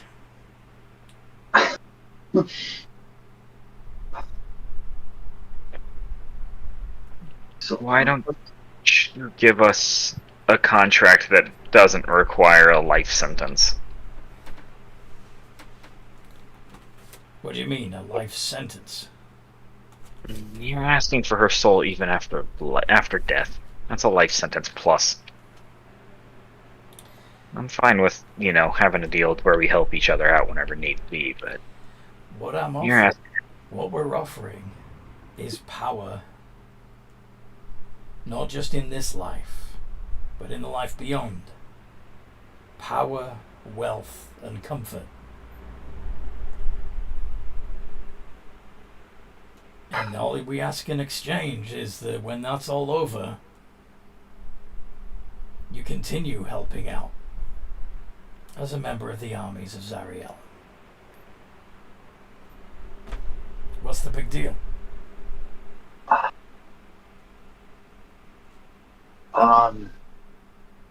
Two of us have devoted our lives to the sun god? Ah! Well, it's in his best interest to keep the demons at bay as well.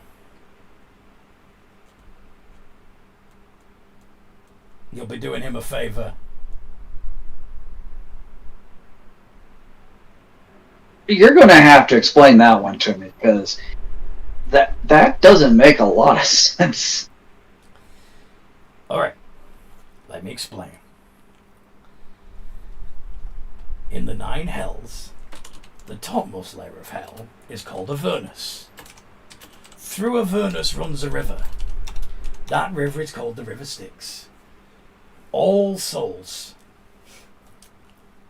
passing on to their afterlife travel the River Styx. From this river get plucked the souls that belong to hell. The rest continue on their way to the abyss. Now those souls that are too chaotic, too evil even for us, they end up becoming demons. And those demons need to come through Avernus if they have any chance of getting to the material plane, which, believe me, they want to do, because there's nothing a demon loves more than destroying everything in its path. If the demons get a chance to come to the material plane, they will tear it down, destroying everything. Everyone you love will die. Everything you ever cared for will be gone. We stand together against the cursed tide of demons and make damn sure they never get up here.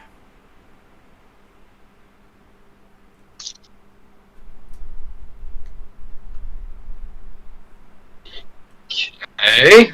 Small price to pay for a lifetime of luxury, right? Getting to help us keep the armies of chaos from tearing down everything you've built. Be an awful shame if the legacy that you'd built up in your lifetime is burned to ashes by the hordes of chaos, wouldn't it? Believe me, you'd be protecting your own interests and that of your whole family. And of the lawful gods, like Pelor. That is the one you meant, right? When you said sun god? Yeah. Yeah. Yes. That's what I thought. Now, you may have noticed that the good gods enjoy a little fantasy they call free will,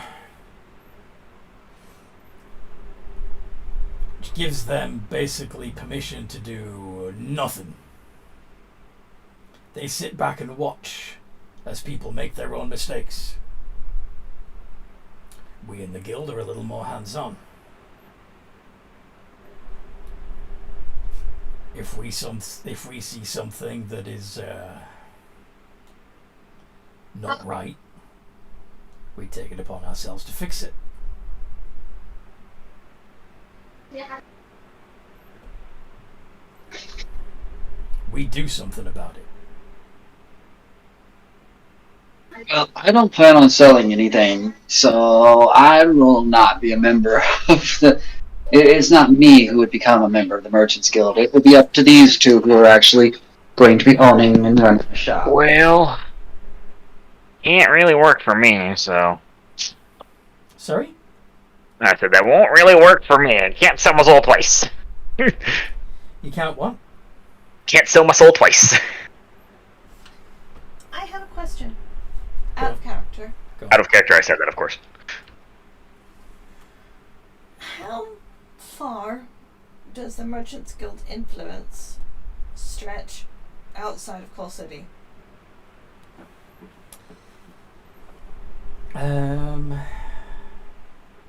Well, this particular branch of the Guild of Merchants is concerned with people wanting to set up shop and trade within Coal City, within the walls. So technically, we could set up a little ramshackle shop. You could On set the up side your of the own road. shopping mall outside the walls. Yes. Yes, you could. They probably wouldn't be very happy about that, but it technically wouldn't break the rules, providing you don't tell them that that's what you're Contracts wouldn't do anything. doing. Sorry? But by their own contracts, they wouldn't be able to do anything. Yeah, you wouldn't be. Yeah, they probably would still consider you competition, but So if we go, say, a mile, half a mile outside of Coal City?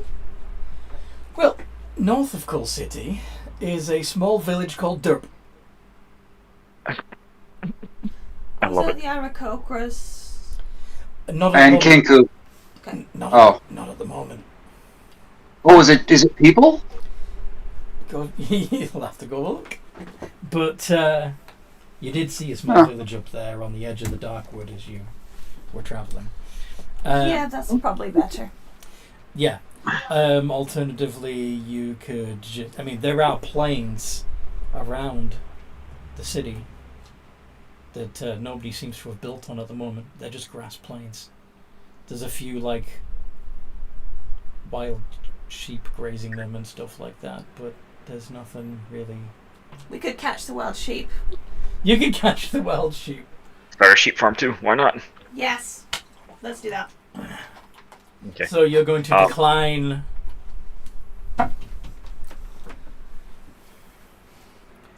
You're going to decline his offer? Yep. Yeah, apparently we're going to decline his offer. How are you going to say it?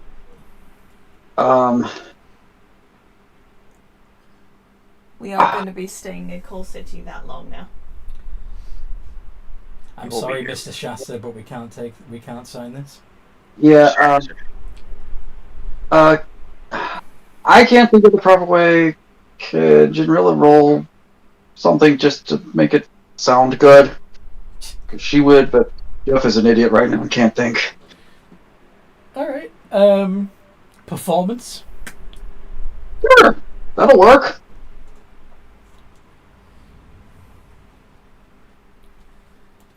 me too. Pfft, you don't have to call me Mr. Shasa. My friends Oh, call just me... to make that. My friends call me Rick. Anthony, just to make that really, really high, we're gonna flash your genius it to a 27. That's fine. He still says that. He still says, "Call me Rick." Okay. Thank you. Sorry for taking up your time. Oh, no worries. If you change your mind, decide that you would like the protection and guidance of the Guild of Merchants, come talk to your friend Rick. We're gonna leave now. Once we're outside, if we're gonna be setting up in flatlands, we could probably see about contracting some people to come and build us a shop out there and a little abode. Well, abode. We can contract them to build a boat. Let's get somebody to build stuff for us. So you want to go talk to the Labor Guild? Yeah, I mean, it doesn't hurt if we do. I mean, would Wilhelm know if that's who we have to talk to? I mean, he'd reckon. Well, he'd reckon. That would have been one of the smaller buildings in the guild district, was the Labor Guild. Yeah. First of all, let's find a stable, and let's go ahead and stable the cart and horses, and then that way we don't keep dragging all of this around with us. Sounds good. Are you going to unload all the stuff into the mansion then? Yeah, I sure could make the mansion just last 24 hours and just prop it up somewhere that way. Yeah. And, yeah, let's do that. Let's do that because then our two companions. You just need a vertical surface to put a door in, which could be the external wall.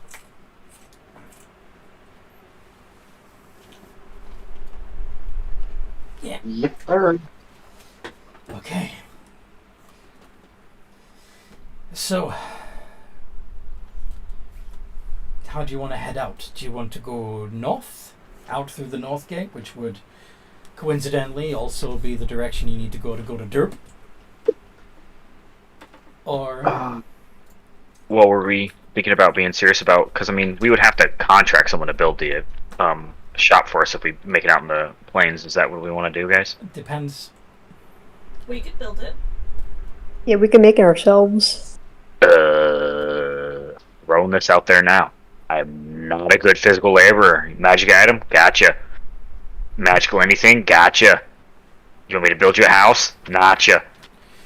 You don't have a spell that creates a building? Oh, I mean, I have spells that create temporal buildings, not permanent. You don't have Mighty Fortress? No. Or, I Temple of the Gods?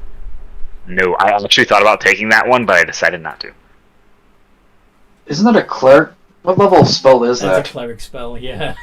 I was just trying to think of... Oh, wait, is that the cleric one? I was thinking something else. Oh, yeah, no, I have... Let's see, because yeah, high-level spell-wise, I have the Mansion, Simulacrum, Mental Prison, and that's about the only stuff I have that even remotely relate to that.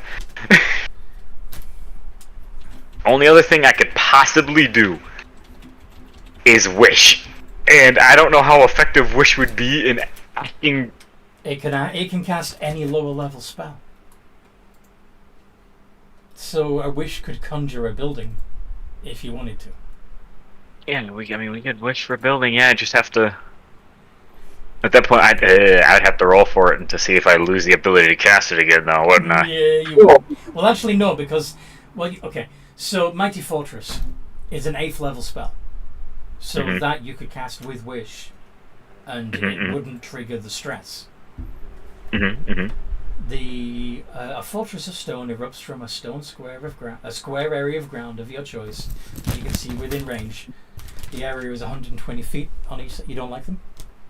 No. 120 feet on each side, and it must not have any buildings or other structures on it. Any creatures in the area are harmlessly lifted up as the fortress rises. The fortress has 4 turrets with square bases, each one 20 foot on a side and 30 feet tall, with 1 turret in each corner.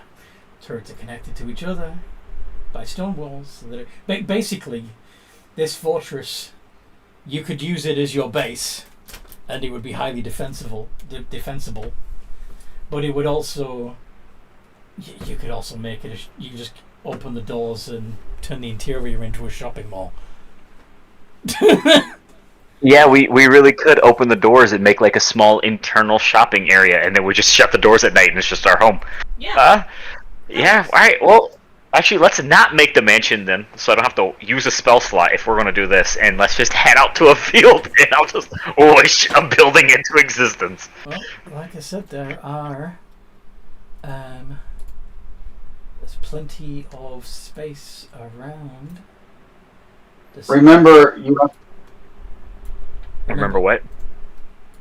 remember, you're going to have to do this every 7 days for a year to make it permanent. For 7 days. Okay, Yeah, I can do that. Yeah. once a week you have to recast it. Yeah. That works because unless we plan on being gone for longer than 7 days, I would have to. I could just wish it every time, and I could simulacrum another Wilhelm. Oh no! Oh no! I know what I can do. Go on. You said anything lower than 9th level is okay. Mm-hmm. Clone is lower than 9th level. I can summon a fully functional clone and have them wish for the mighty fortress, and they just stay there to recast it. Yeah, you could have a simulacrum be programmed No. to. Well, the thing is, the simulacrums can't gain any of their spell slots back, but a clone could. So if I were to... Clones are stored in a jar until... That's what I thought, yeah, so... yeah. Yeah, because you can only have one simulacrum, and I can't recast simulacrum. I can, but... However, it is big enough that if you're that worried about it, and you have the spell, or you have a teleportation circle. Yeah, I can also set up teleportation circle. Yeah, there's a lot we can do with this. Yeah, we'll Fortress of Stone this. It's a lot better to Fortress of Stone it. Alright? Mighty Fortress. Mighty Fortress, yep, sorry. So where are you going to place your Mighty Fortress then? I think we were talking about out in the fields, because Curie got excited at the thought of goats or sheep, one of the two. Yes! So, west of the city, south of the city, on the edge of the desert. Are you guys right with the edge of... Well, the edge of the desert, we can get some crazy stuff attacking us. Where do you guys want? You guys want near the city, edge of the desert? What's the group vote here? I'm summoning it, but I want it to be a spot we all like. Let me have a look. A little ways away from the city, but not necessarily on the edge of the desert. Like in the middle? Yeah. Okay. Is there a spot right there, Anthony? Like in the middle?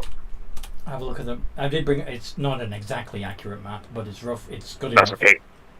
Um, or nothing. We're in the whole city. Oh yeah, we could put it like in like a weird spot, like with whole city. But do you guys want to do Coal City, but closer to the Darkwood Brewery and the Gnome Lands, or Coal City closer to the Dwarven Lands in the desert? I mean, Wilhelm kind of has to go to the desert eventually, so I'd like it if we were closer to the desert. But group decision. What you guys thinking?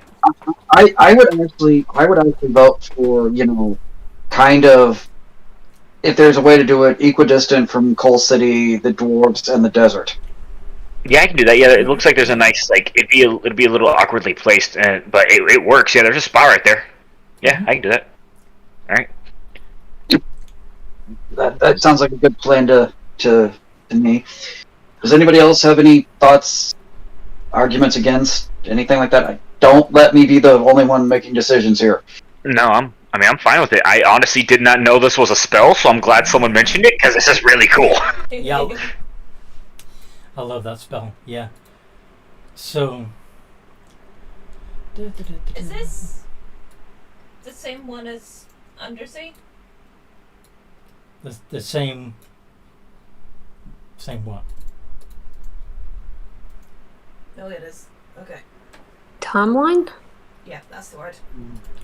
It hasn't happened yet. It's the Holy shit! So this is like a magic mansion on drugs, because the keep is furnished and decorated however you like, and it contains sufficient food to serve a 9-course banquet up to 100 people each day. Mm-hmm. Oh my god! So But yeah, that looks like a good place. And also, it's close to the desert, so I can get desert herbs. So you're thinking. You're thinking there, right? Yep, I'm thinking that's pretty much what we're thinking. Desert. Yeah, like right. That's actually exactly where I had my mouse. Funny enough.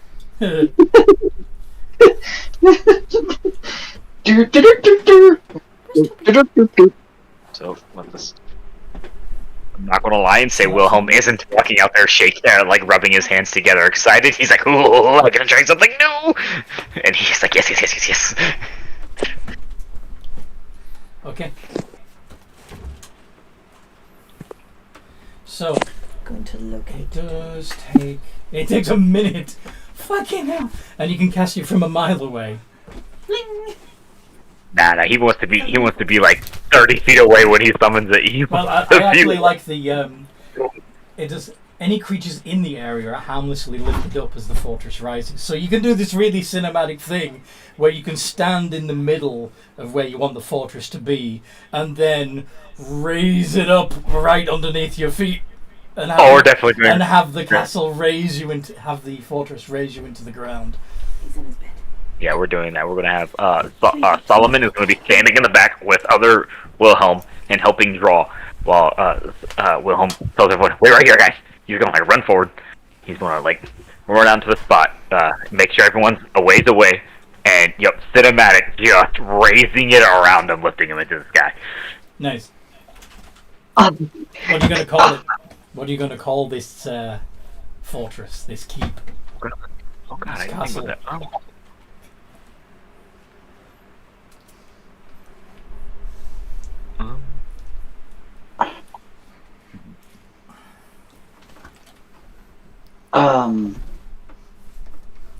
I don't know. I'm gonna let somebody else come up with a name, because I'm gonna wind up saying something crazy like. Fine, I'm gonna Google Translate real quick. Let me I don't know what Fey language correlates to in English, so we're gonna continue with my. And then like current languages, unless Sylvan's like an actual language I missed in school, and if that's the case, I got robbed. Let's see if there is a Sylvan language translator. There's like an elven one. Is there? Let's look. Ooh. There's Dwarvish, Elvish, Norman, Goblin, Orc, Abyssal, Celestial, Draconic, and Infernal. On this page, new Sylvan translator. Yeah, the adapted version of Sylvan spoken by the Fae. So, what would you like? What are you thinking of calling it? What's the English phrase that you want to translate to Sylvan?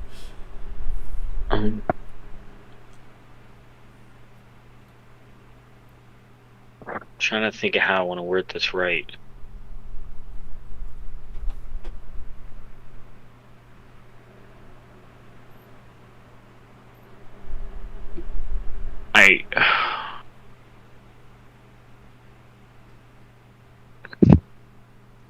Give me a couple minutes. I gotta think about this. I'm very bad at naming things. Did you guys ever come up with a name for your party?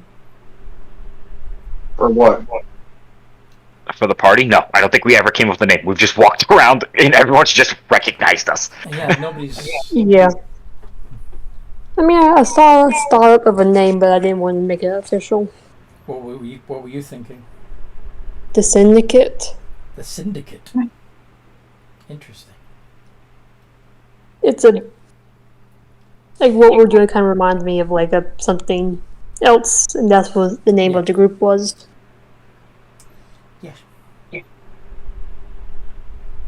There's an evil version of Superman in the comics called Ultraman, who leads the crime syndicate as as an evil version of the Justice League. Yeah. No, you know what? I'm just going to assume Sylvan translates loosely to what we call French. It does look a little. It does look a little French. But Yeah, I can guess at saying the German one. But I did find this. I was gonna have you tell me the English and translate it for you, but I did find that. Oh, I was gonna. The only thing I could think of that I felt like fit the party was probably Keep of Unity. Only because we're all from different backgrounds and places, and we've collected a celestial and a dragon. So we're pretty unified overall, I'd say. Is that everyone else, or is that too corny? We can do what was an it? Elvish translator. Well, Keep of Unity. I found a Sylvan translator, but Yeah, because I was going to go with the Sylvan version because, Castle doesn't Fae. seem to have a Fae version. What is this? Fort? No. Keep. Still common, draconic, elvish, sylvan. House. No. That's weird.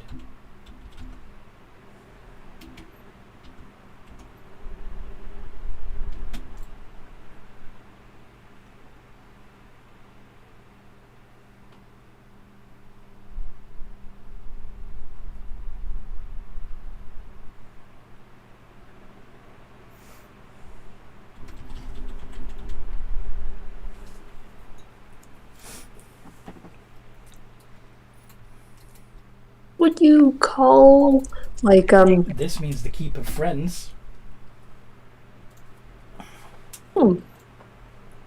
Is that everybody? We can do that. Yeah, works for me. Because in reality, this will be our party's home for probably a while.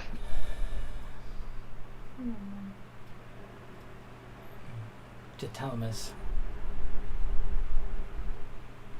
means friends in Sylvan, apparently. Yeah, it certainly does. So,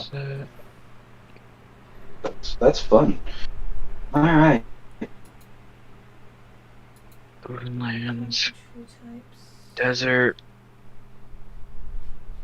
Why Spell does again. it not give me fort names? what are you looking for? Are you trying to find a fort name generator or castle? Yeah. It's gonna be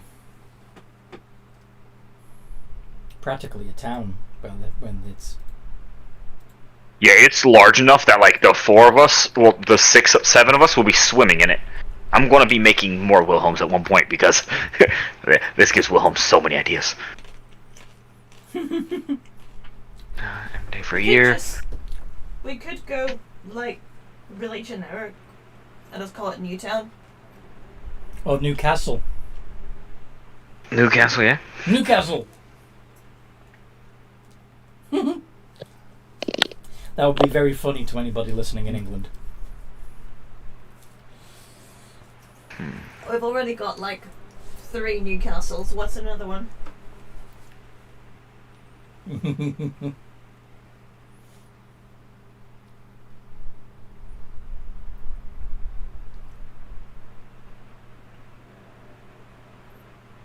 Yeah, Newcastle.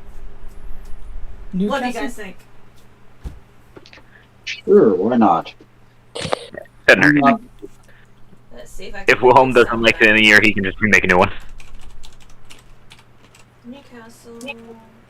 Keep up Newcastle. What's it in Keep Terran? Newcastle. how about the epilogue? What did you say? The epilogue? I was trying to think, since we come from Gate, which is basically the lowest of the low, which is the end. what comes after the ending. After the end is the epilogue. Beginnings, I guess. Well, the epilogue, but also new beginnings, depending what you believe. Yeah. So, what does that mean? But yeah, new. What? Did you find something funny, Ellen? She did. That is castle in Terran. It's Terran? Oh, great heaven. Terran. Like the primordial language of Yeah. the earth.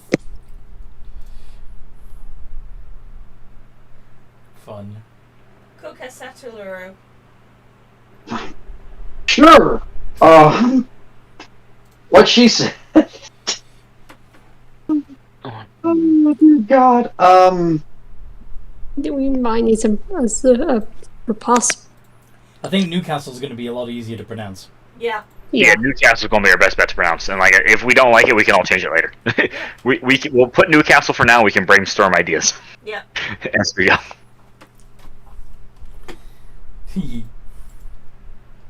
Alright, well, we now have the mighty fortress, and I will, like, out of boredom, draw you a map at one point in the upcoming week, Anthony. Nice. So there'll be if a you're like using my map as a basis, remember that where it says Draconia on here is actually Havana. Havana, yeah. And Branch isn't lost yet.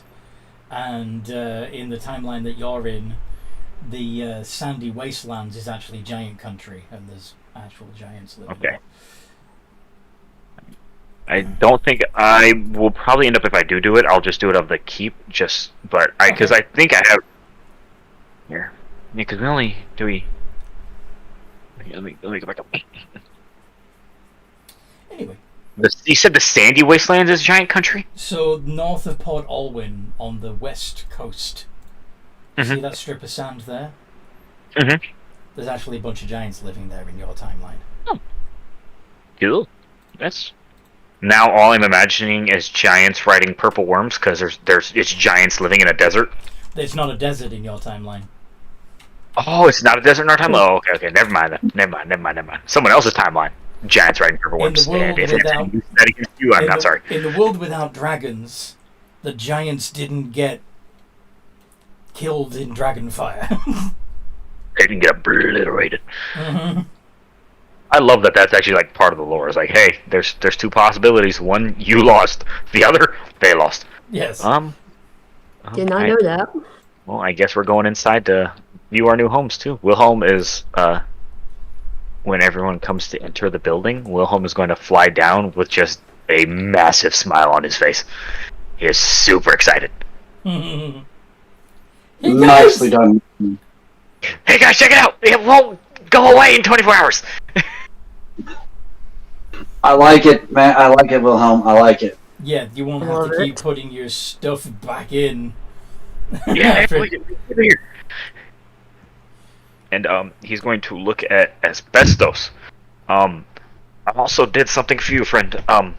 It's small, but there's a Temple of the Torm here, so you can begin prayers and stuff. You made me a chapel? Yes. So you can worship here. You don't have to. You can worship here, and if everyone's okay with it, and you're okay with it, you can stay here with us. You can help run the shops if we're away, and you can start over here. Thank you so much. You don't have to thank me. You're very welcome. In Kiori, there is one for you guys as well. Even though your god very much confuses me, out of respect, I still gave you a chapel. Oh, I appreciate it and trust us.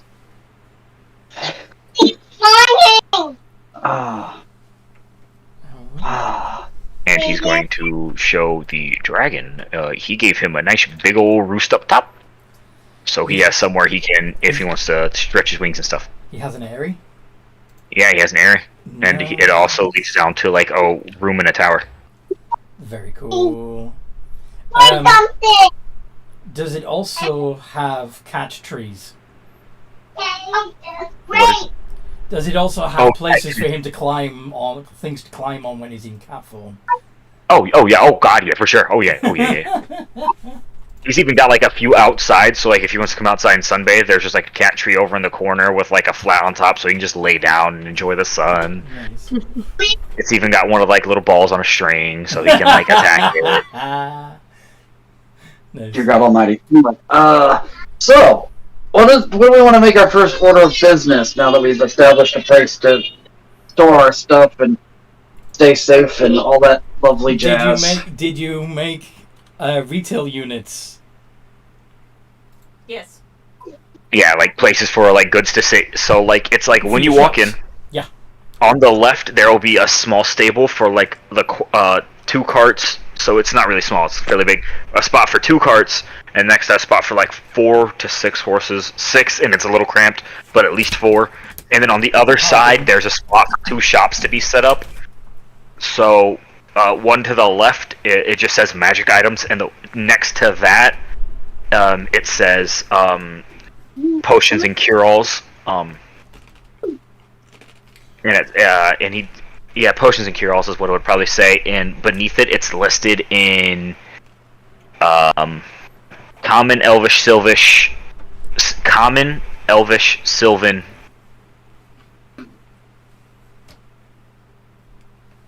and probably like celestial. Dwarven is more common. But I don't know Dwarven, so I couldn't write it. Fair. But it's on there. If anyone knows Dwarven, please write it up there. Then there's like a large like double doors that if you like push open, it leads into there's like a giant like dining hall right there, as well as like pretty much. It's also like you can like tell it's like a conversation hall. There's like a map up to the like left and stuff. I'll draw like a general map and I'll send it to Anthony so he can. That'd be cool. So he can that way we're not going through the whole thing. But yep, it's all there. And there's. Yep. And to double check this, I want to look at something here. Does this thing spawn with like workstations? So like herbalist station and stuff? Does that count as furniture, Anthony? Yes. That'd be a technical question. It Furnishings. does? Yeah. Furnishings. Yes. Could Curie have like a greenhouse? That could be a greenhouse, right? For the Yeah. hoops? Oh yeah. Cool. That'd probably be if like Curie went like through the back of like where the like dining like the kitchen area is. There'll be like a small little area back there. So it's like got its area away from everybody walking and stuff. Did you make like an art studio? Yes. Just because he noticed you drew last time. It is it's in like kind of a weird spot, but if you go up to like the 2nd floor, there's an art it's like it's near one of the towers, but there's like a giant window into like just empty room that's just got like the walls are all white and everything. So if you want to go to town painting, you can go to town. Ooh. And Decorated. does it come with like all types of different art tools? Yes, because since they count as stuff, then yeah, they're all in there. Yep. Yeah, All the tools. it's all furnishing. Yeah, there's workbenches. If you go down into the basement as well, for all of us that are like we need to work on things. There's no dungeon because he just thinks that's weird, and we don't keep prisoners.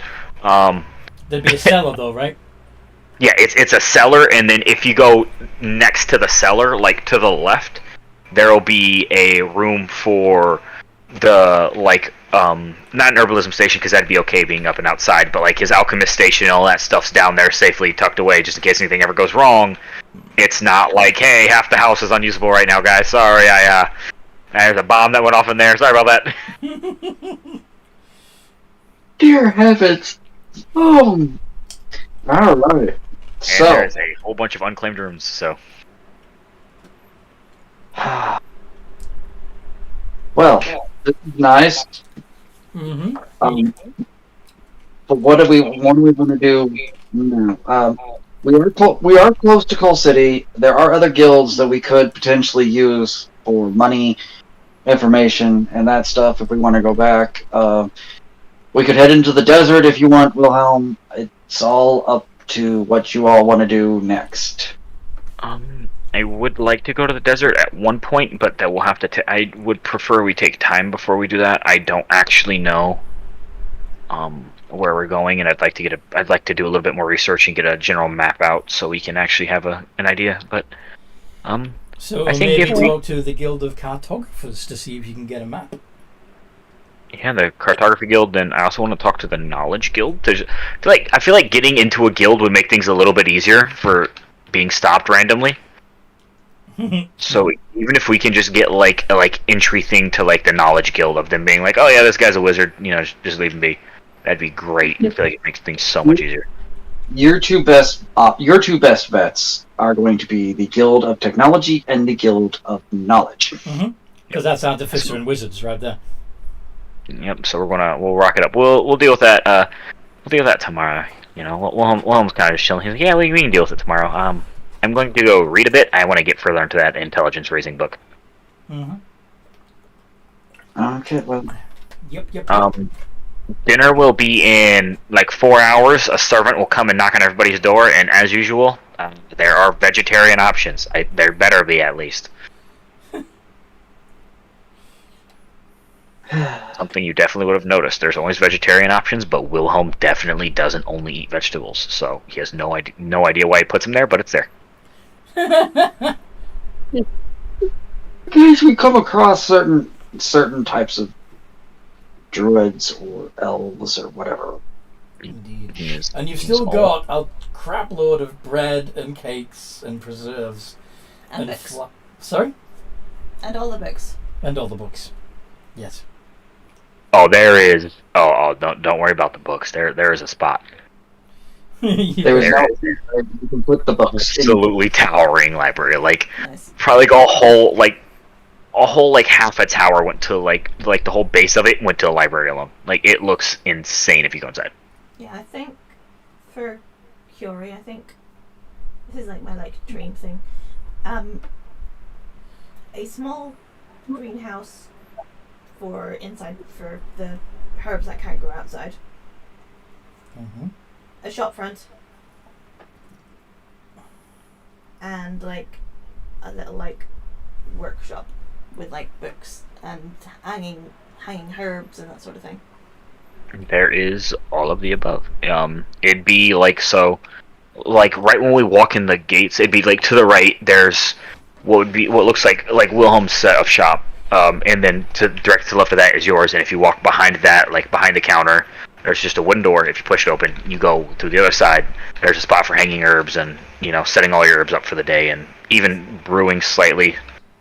Not anything complex of a brewer. That's tucked out further in the back near your herbs, but there's at least a small one there. So throughout the day, you can brew more things.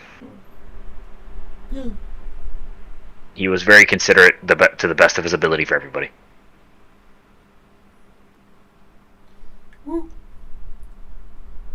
Interesting.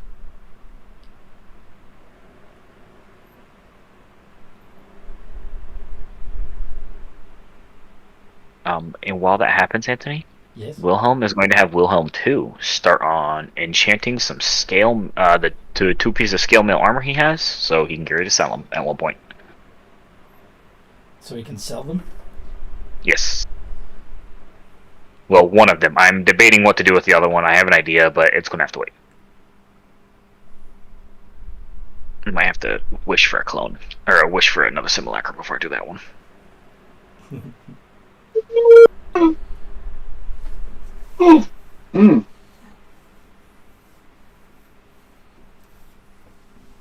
Yay. Yay. I'm definitely I'm going to learn this spell at one point. I love this spell. It is great. I did not know this was a thing, and now that I do, I am very happy. Yeah, it's fun. It's a fun spell. This is an amazing spell. Okay. So, Definitely. what are you going to do now?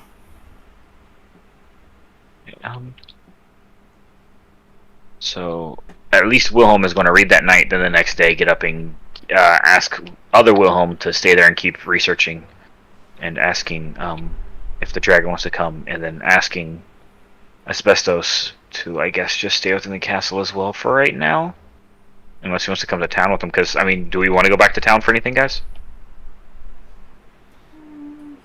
Probably dead. I think the dragon is going to be quite happy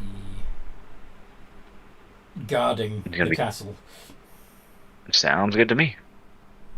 What about for everybody else?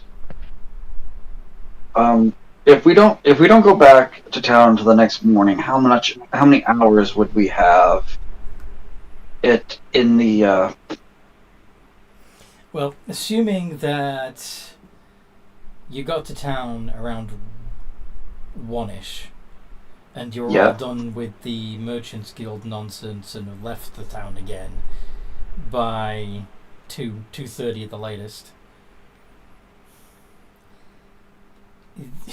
you'd have most of the afternoon and evening still before long rest time to read.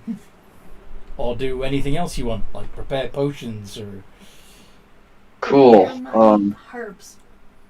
plant your herbs, yes. I just need a number of hours so I know how many to subtract off of the 48 of the book. Did you do any reading while you were traveling or not?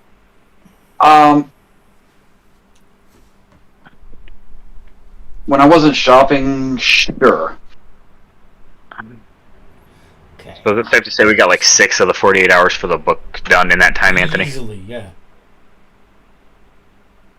Depends on how long you felt like reading for. But yeah, you could easily get another 6 hours of reading done between your traveling and your... Well, he wasn't reading while traveling because he was flying. Alright, yeah, that's a good point. But yeah. Okay, so if I read while we traveled and I read all afternoon and until long rest time, how much? So... 9-ish? Yeah, I'll go with that. Yeah. Sounds about right to me. Okay. It's the same for Gwen, but instead of like during the traveling, or just being up, like light and stuff, since she doesn't have to sleep that much. You'd have been driving while you were traveling. So Yeah. But she could get the extra, an extra 2 hours in while we're still sleeping yes. because of Ellen. This is also Yeah, the extra chore. Oh, and shenanigans. Yeah. 4-hour Love long that. rest. Gotta love it. Love Elven shenanigans. So what would you say that would be, Anthony? Sorry? How many hours would you say that would be? You could probably manage another, like 8 or 9 hours of reading too.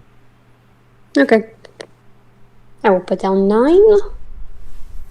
Yeah, She's just chugging the book.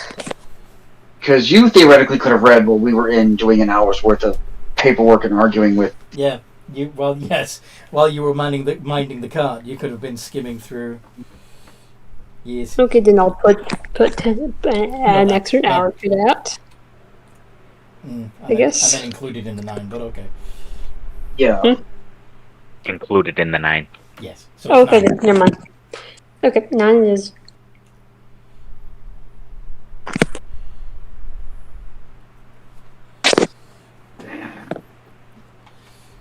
Okie dokie.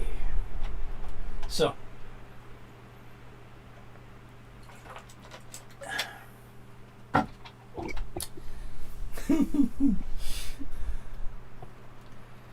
Scribble Castle. Love it. It's awesome. Yeah. It's gonna be awesome until some of your neighbors decide they don't like that there's a castle in the middle of nowhere. We're not on anyone's toes, so it should be fine. Dwarves will stick into their minds.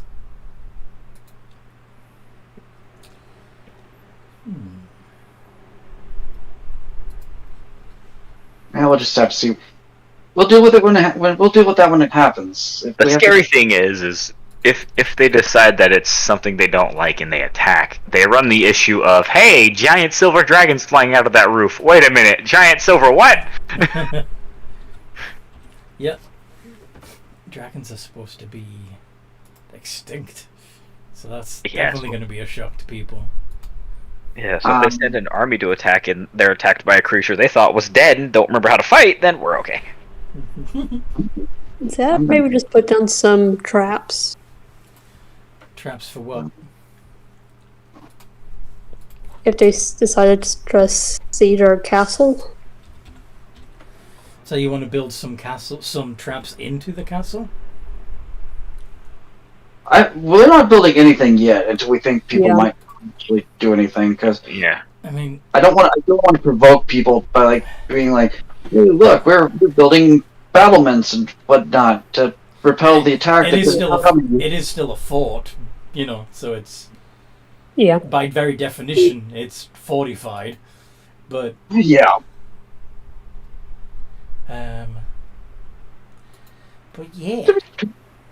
being fortified and having trenches and the works. oubliettes and motor holes and stuff like that. Yes. Yeah. That's what I was trying to get to. Because talking is still not one of my strong suits. Oh my goodness. I'm gonna wind up having to get that on this character too because it's so much fun. Get what? Non-combatant.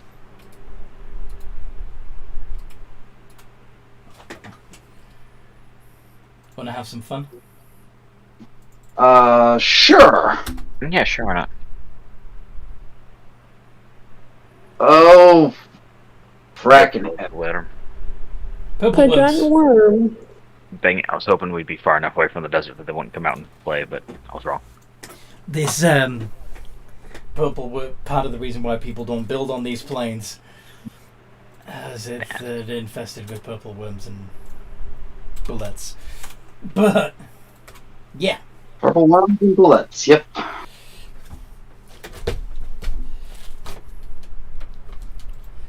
Forgot about that. it's okay. Oh well. These characters haven't been there before. Yeah. It's all new to us. Okay, here we go. What did you say, hon? Initiative? Initiative. Yes. We just wake up and it's just outside waiting when we're getting ready to leave. The Oh wow. Nice. I actually rolled well. decent. Mm-hmm. Oh, holy shit! The purple wimmies. Right. Gwen on 29. Generiller on 25. Wilhelm on 21. This is Fury on ridiculous. 19. And the purple worms on 9. This was an amazing round for us. Oh yeah. But yeah, you wait. You probably get woken up, in fact, by the sound of these things trying to eat through the stone walls of your keep. Gwyn, what would you like to do? I think Gwen's still in her pajamas. Picks up her sword and her bow and arrows and just starts goes in, I guess jumps out of her window with her mask on and just starts shooting at the worm. Go on then. Okay. I'll add all the shebang stuff. And also city aim.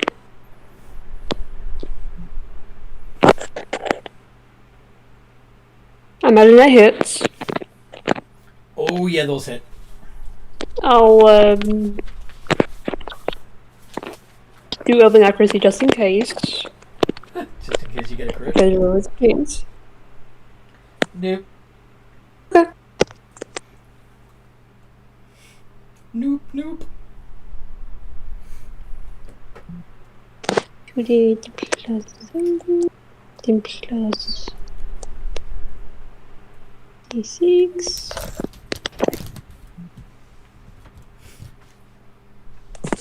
65 points of damage.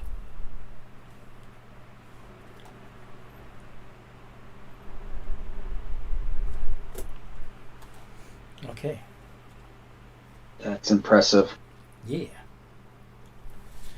And unless you got anything else up your sleeve, turn passes to Jin. No. I'm going to probably miss most of this fight because I'm not going out to fight purple worms without my armor on.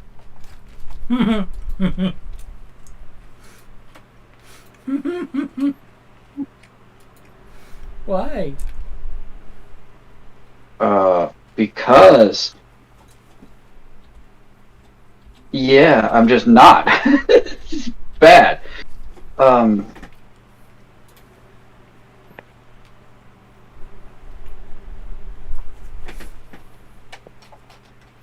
That's not creepy at all.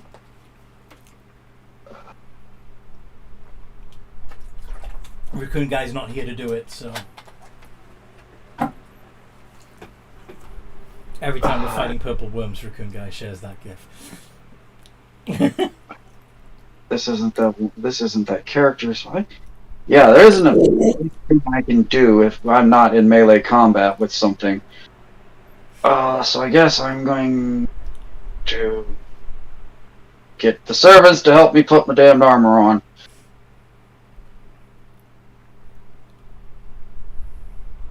Yep. Yay.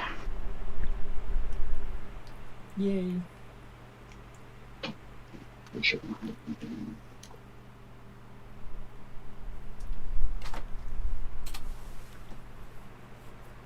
No, I have daggers instead of the one thing because I started out as a bard and not a whatever. Okay, on it. Oh, I like that one. Yeah, that's cool. Yay! So yeah, I'm working on armor. Okay. Wilhelm. End of Genrilla's turn. Can I use a legendary action to fly outside and figure out what the fuck is going on? Sure. Yep. Legendary action will go towards that, and then turn. I am going to see the annoying worms and be like, oh, Wilfrey.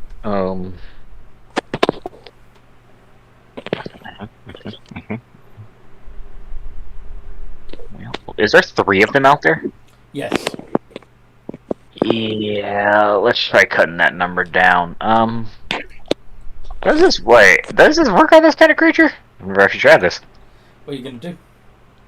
Banishment on one of them.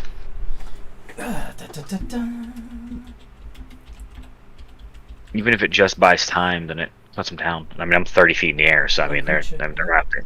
Yep. Do they count? Yeah, it just yeah. It's one creature.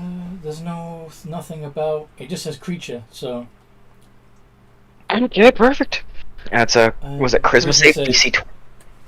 DC what? DC 20. I'm gonna roll it anyway, just because it's funny. 3. Yeah, dude. One of them boops out of existence. Leaving a big hole. You can see things, shiny things in the hole. What am I thinking? Oh. At the end of Wilhelm... What do you say? Sorry. Go ahead, finish up, Wilhelm. No, you're good. What's up? At the end of Wilhelm's turn, I'm going to use my legendary action. Yeah. To head up to it. Because I forgot! What? Unless it's the tail, and I failed to get out of the way, or failed to succeed at the whatever. You're immune to piercing damage. Yeah. It can still swallow you though. Yeah, maybe. I have a pretty good dex. Pretty good one. So yeah, I'm just gonna Anyway. rush out with my shield and my sword. Cool. Well, one of the purple worms has gone. Kill. Disappeared. But it's that was Wilhelm's legendary, I believe. So, what are you doing for your action? Yeah. No, my legendary was to fly outside. Oh, okay. That was my action. Yep. All right. So you're done. Yep. And that's it. Okay. Curie. Yep. Yeah. What do?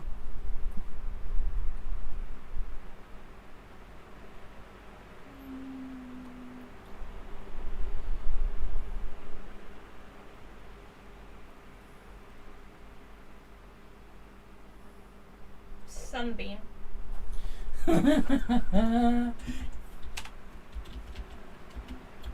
Sunbeam. So you're going to sunbeam one of the purple worms that needs to make a con save.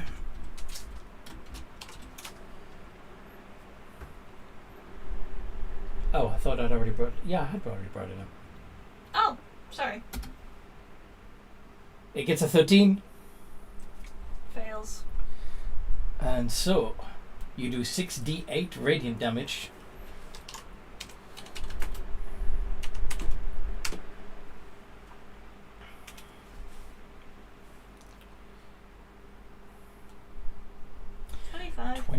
And it's blinded.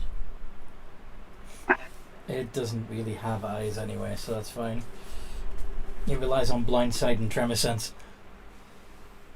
What? Oh, they don't even know Wilhelm exists. Yeah, because you don't touch the ground.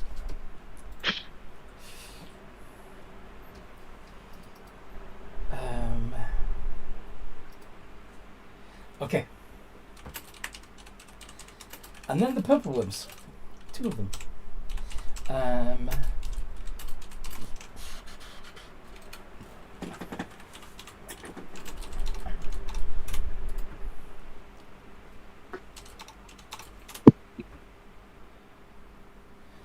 You okay? Yeah. Okay. So let's see. We've had... So one of the purple worms got shot at and then got banished. And then another one took 25 points of damage from Wilhelm? No? No, from Curie. Alright. Well, chances are the one that you hit is probably going to want to hit you. So, 2d20 plus... It is blinded. Yeah.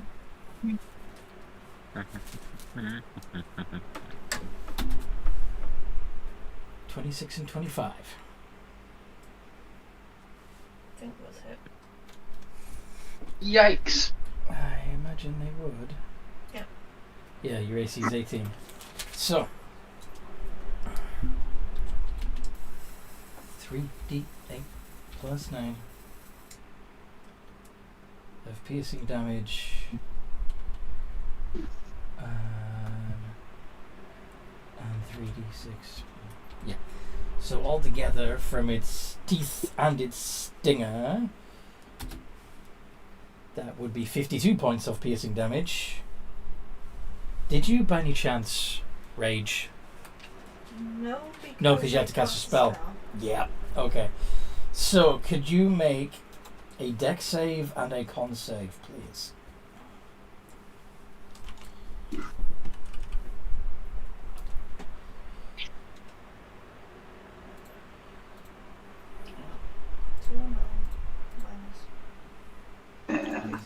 What's the roll on this? 30 feet. Okay, cool.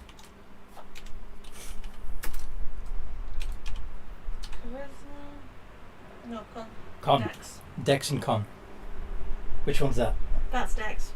Nat 20 passes. So you do not get swallowed.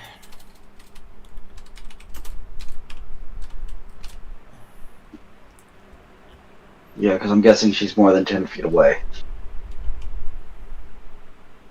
from you. She's thankfully still within 30 feet of me, so most of my stuff's still in range. At least I hope she's within 30, unless she just like full on ran up to it, I didn't run up or to like it jumped down its hole. because my sunbeam is ranged So it travelled. 60 feet. Yeah, it moved over to her. And 39 points of poison damage. For that con save, Wilhelm would have bumped it up to an 18 if that would have helped her pass with its flash of genius.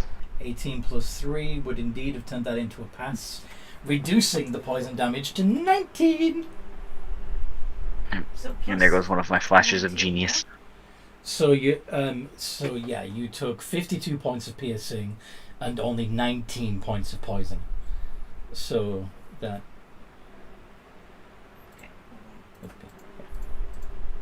Minus 50. so 71 altogether. 256. Hang on, no, that's wrong. Hang on. 209 minus 52 minus 19. There we go. I'm on 138. That's still respectable. Out of 209. Okay. And the other purple worm that hasn't been attacked yet is still going to be trying to numb the foundations of the keep. Gwyn, the one you were shooting at got banished. What do you want to do? I will, I guess, shoot at the one that's currently gnawing at our walls. Okay. And I'll also add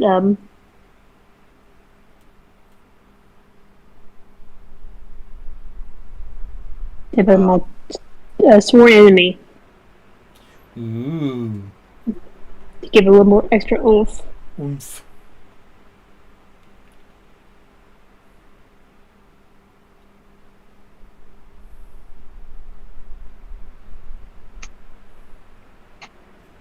Okay, elbow accuracy, second better.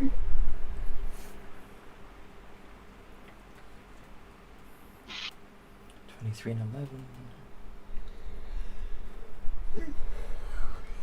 Oh, nice. It ends up being a 23 and 19, so both of those hit.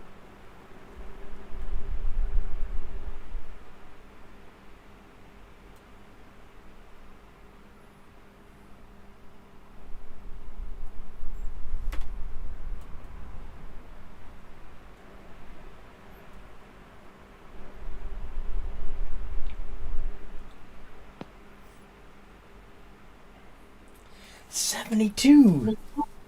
Very nice. Then I'll yell out at the giant worm, "Come and get me, gummy worm!" And I'll just like fly up higher to try, I guess, get his attention. Mm-hmm. End of her turn. Can I legendary action? Sure. Have you is that you done, Gwyn? Yeah. All right. My legendary action's nothing fancy. I'm just tolling that man's brains out, aka toll the dead. Wisdom save 20. Ooh, possible.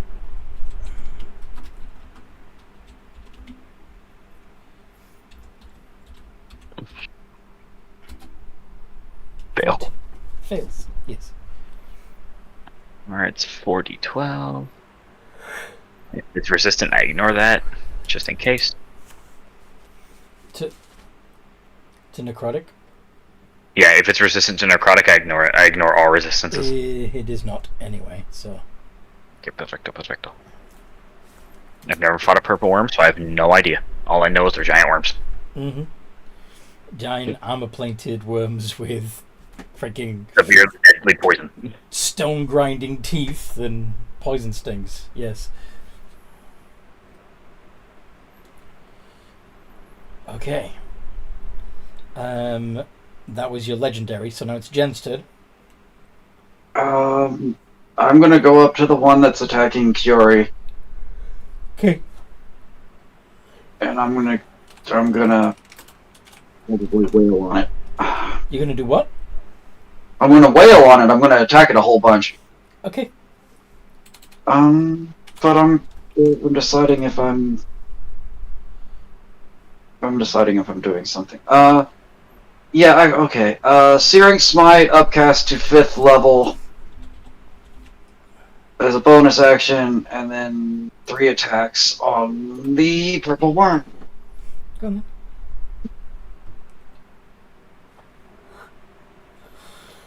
That's 3 hits. Oh, that is All 3 blows land. 3 plus. And because Kiori is within 5 feet of it, I get my sneak attack. Correct? Yes. Okay.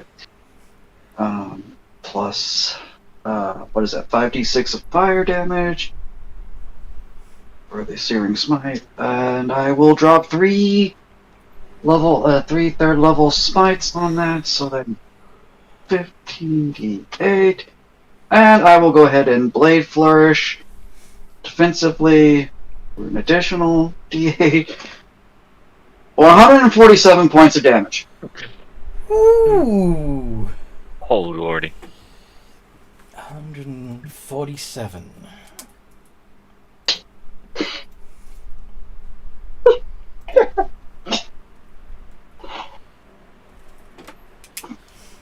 Still up. It may be, but it doesn't look happy, I'm sure. Yeah. It might throw up its previous lunch.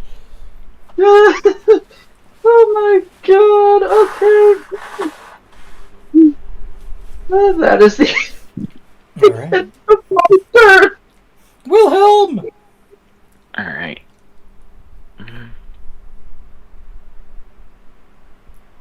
Give me 1 second. Give me a little bit of a spell, a quick little look-see. If it'll load. What is it?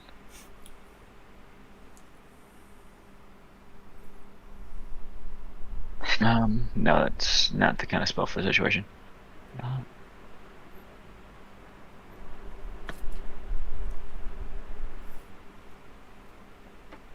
I'm assuming Wilhelm could probably reckon these guys aren't the smartest. They're just kind of just lunks of flesh. Yeah. They're just stone cutting. Yeah. I mean, they're going to be great for research later, but you know.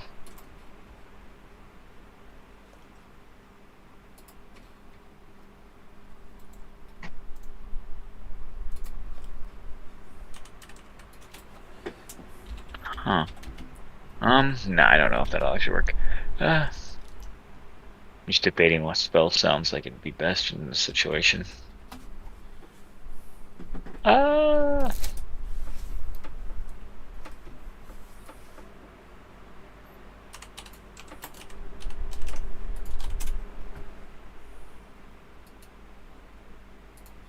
No, that's... I think I go with it at that point. I'm not doing all that.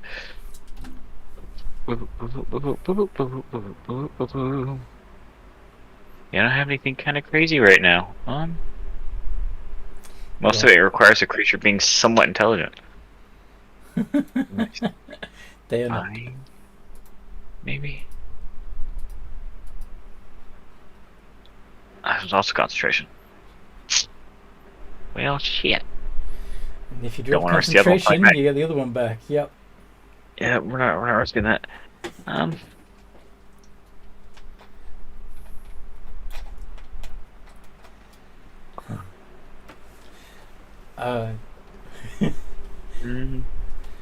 Yeah, I think we'll just By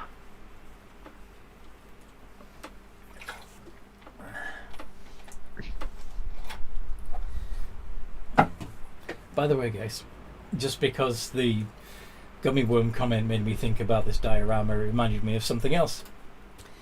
So those bear-shaped candy treats, in America you call them gummy bears, yes? Yeah. Yes. Any guesses what we call them in the UK? No Snickers. clue. Jelly teddies. Oh, that's fair. I feel like that's fair. Yeah, that's that sounds cuter. For sure. Well, just to avoid having the risk of cross concentration, we're just gonna stick with good old fashioned. I need a wisdom save, please. Wisdom save.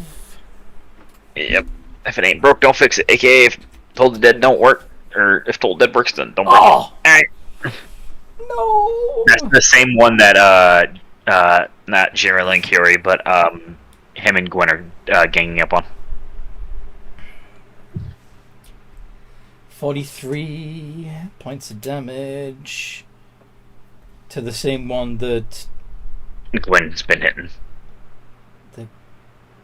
the Gwyn's been Or the one- hitting. The one Gwen hit. Sorry. The one that's munching on the building. Yes. Okay.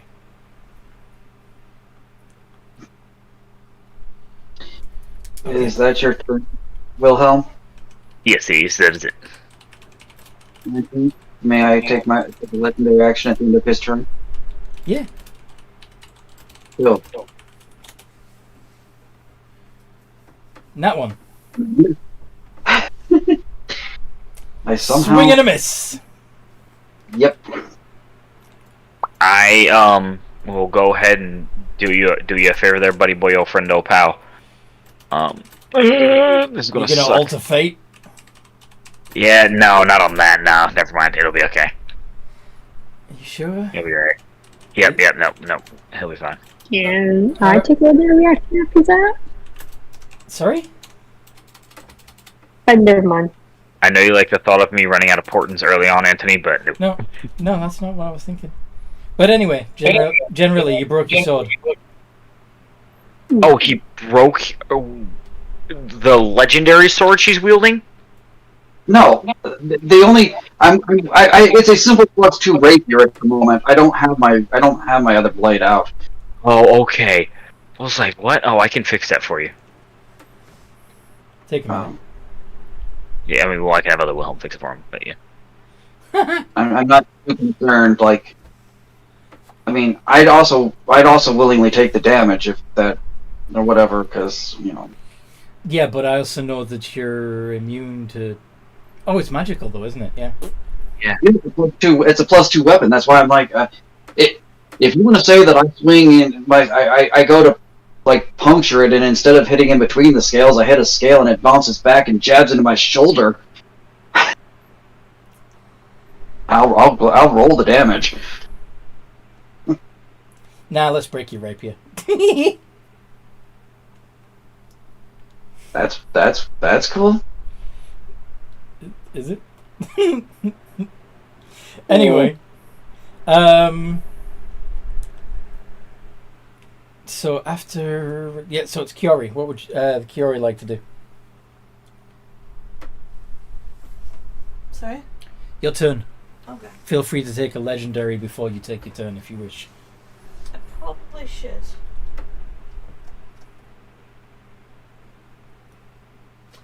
Can I legendary sunbeam? Mm-hmm. Well, it's a... Is that an action or a bonus action? I think because I cast it last time, it's not an action. Let me see.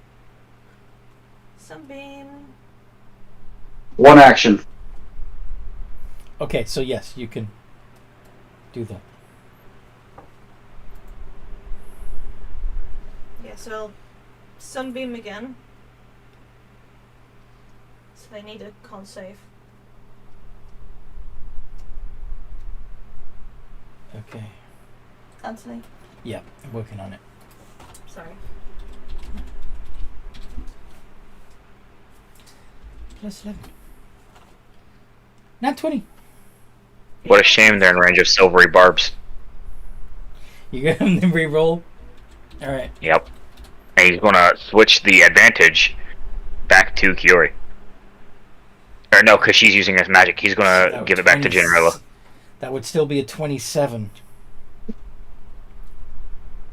No. Never guaranteed it wouldn't make it. Still passes. Okay. But I think it'll only take... Half damage? I think so, yeah. Let me see. Yeah, half. Yeah. So half of the 68. Generella, you have advantage on your next attack, by the way. Sweet. 27. Half of it would be 13? 13. Yes. Yep. Yeah. Then as my actual action,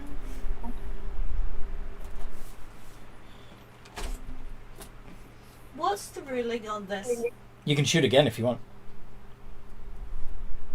Or was it something else you were thinking about? Actually, no, I'll shoot again. Another con save. Another con save.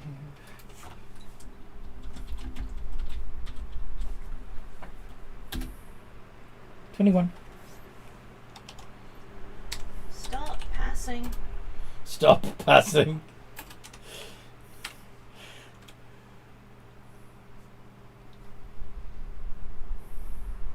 Oof. So that's 9. Yeah.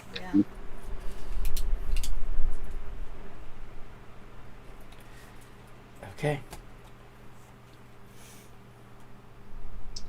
Can't do anything else really. I really wish I had second attack. That would be nice. But I don't. Do you have any bonus actions you can take?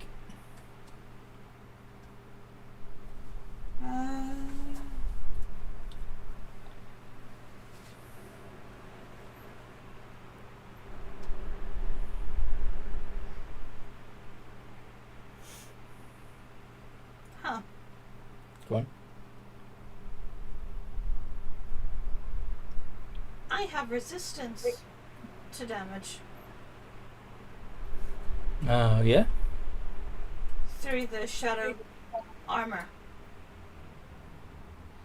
That isn't for psychic or radiant. Well, we're in this army. You have resistance to necrotic damage and double proficiency with stealth checks. Yep, you also have gain the Living Shadow feature, which confers resistance to damage that isn't force, psychic, or radiant, as long as you're in dim light or darkness. You're in broad daylight right now, sadly. Oh. Yeah, I don't think I have anything else I can do. Okay. Then it is the time of the worms that are purple. End of Kiori's turn. Can I use legendary action? Thought you already used your legendary action this round. Did I? I thought I used that at the end of General. I may have. I'll say I did just because I don't. I thought I used it before my turn again, but I may have used it, so that's okay. I cannot remember honestly. So yep, I will say I used it. Okay. Pretty sure the only person who hasn't this round is Gwyn. May I? Yeah, you can use a legendary if you wish before the purple worms get to you.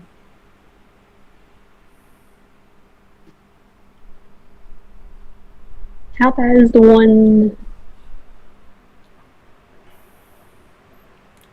How bad are the worms looking? So you've been shooting at the one that was nomming on the wall. Yes.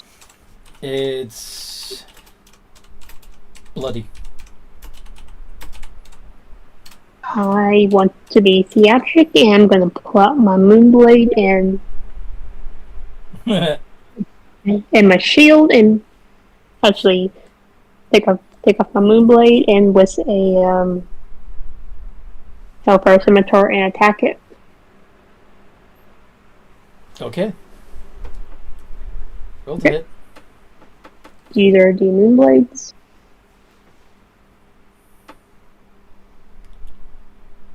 And this is the hellfire scimitar.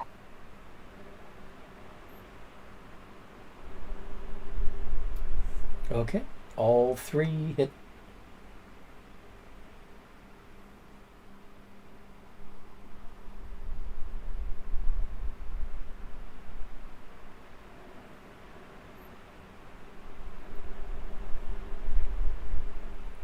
So yeah.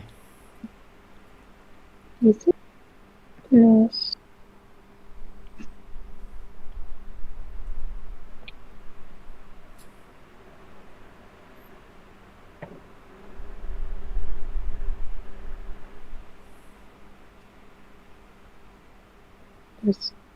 And then add sneak attack. Mhm.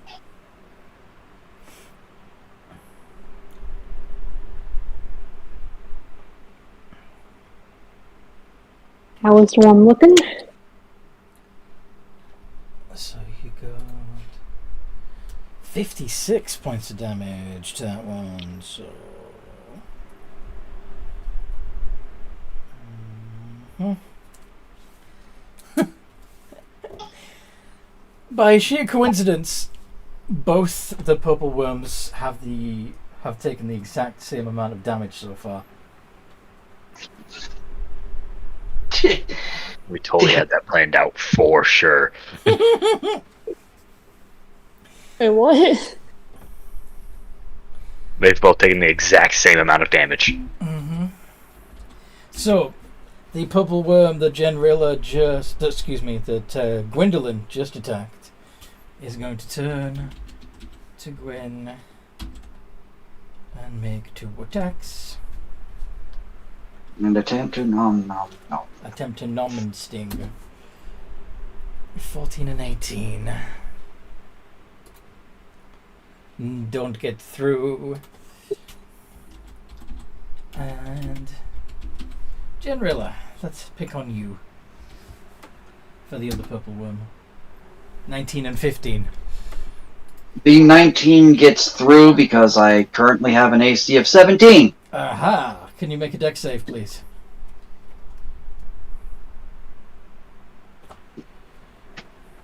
Plus 18. Okay. And because of silvery barbs, I do have. Advantage if you want to use it on this? Yes, you do. Yes. Yeah, okay. I'd rather not get swallowed. Why?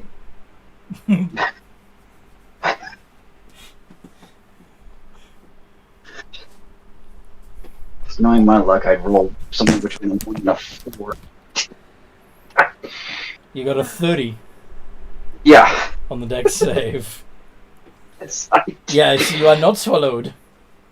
And of course, you don't take any piercing damage. So, turn passes back to Gwyn. Look at the worm. I'm just gonna stab it again. Stab.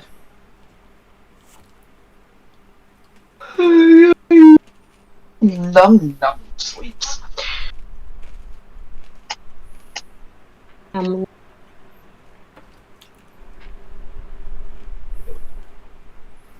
28 and 33 both hit.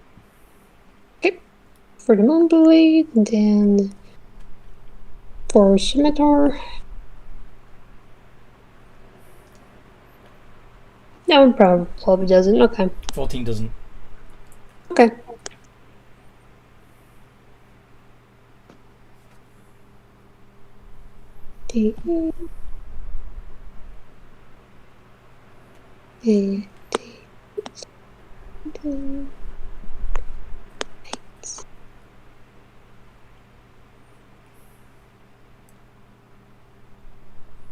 $60. Yikes. Mm-hmm. And that one's down. Unconscious.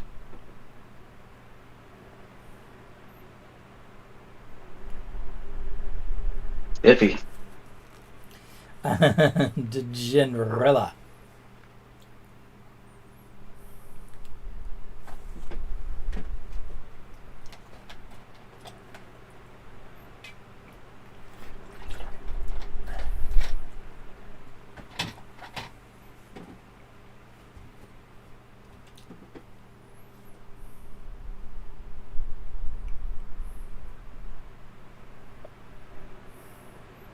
assume those 3 hit, correct? Oh yeah. Go ahead and damage. AC's 18. There's a natural armor of 18. Which means if you harvest those kindness plates, you can make non-metallic plate armor from them. And I can enchant that for you. So, like... Once we no. I am not changing out my armor. That is okay. Wilhelm, once we kill them, is still jumping down there to to loot anything magical they have down there. Yeah, no, that's acceptable. I understand. 2, having other Wilhelm has the dragon to help him drag bodies to the back, because, yeah. I'm not losing my immunity to criticals.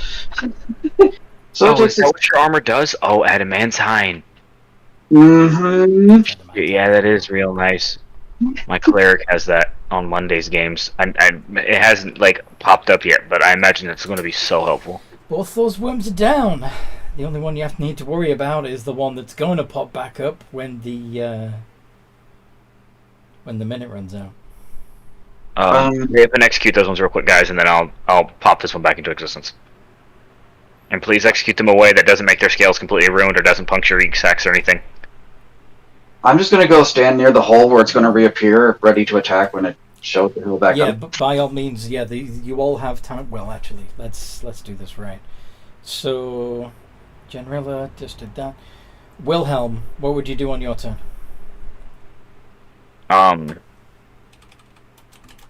He's going to make sure those worms don't get back up. Okay. So, stab. Yep, stab. Well, actually, he'll just he'll firebolt one of them from a distance away, so he can make sure he's safe when the other one pops back up. So that's oh god.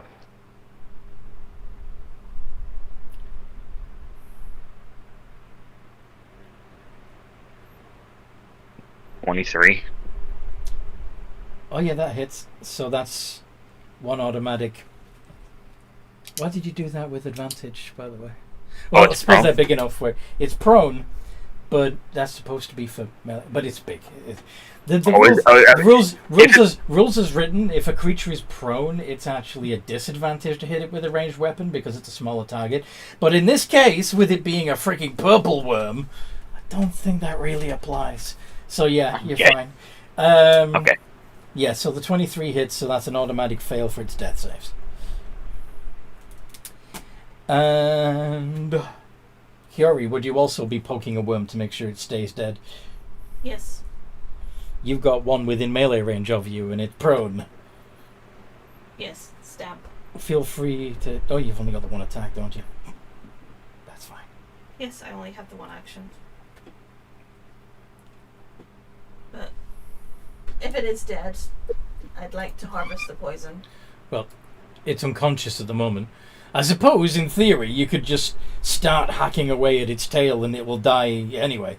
Let's do that then. Oh. Yeah, Wilhelm does research. Do a medicine check to try and remove the sacs without breaching them. That's 10. Yeah.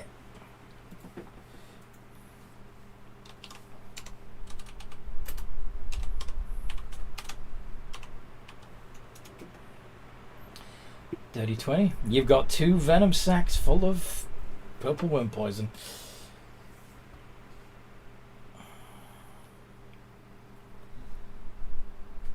Oof. And yeah, that guy's dead because on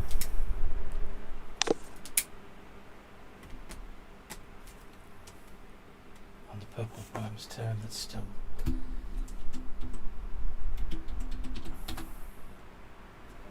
fail. Gwyn, I'm assuming you would finish that one off. Yep. I'm gonna try and cut his stomach open Cut his stomach open. to get his gemstones. Ah.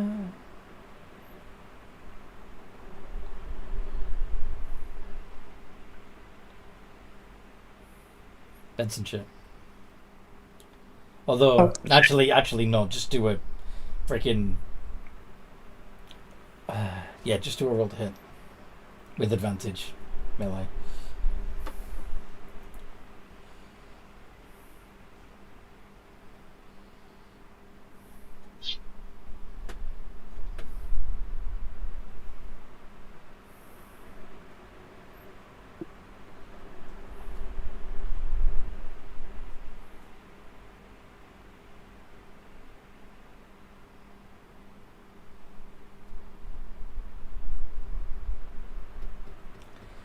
$33. Oh yeah. That's definitely dead. So yes. There are lots that you can harvest, including stomach acid and gems and poison. And of course the plates. If you wish. Or you can all get ready by the whole of the other purple worm. And ready. I go. Sorry? I go to the hole. Who else is gonna stand by the hole where the third purple worm had? Well, technically the first purple worm had been. Wilhelm is going to fly above that spot, so he's down, so it doesn't know he's present, so it doesn't just fly up and start attacking him. I'm gonna move to that hole and be ready to attack as soon as it returns. Yep. Bye. Oh. Is everybody ready? Sure. Alright. Wilhelm's going to snap his fingers and the other purple worm spawns there again.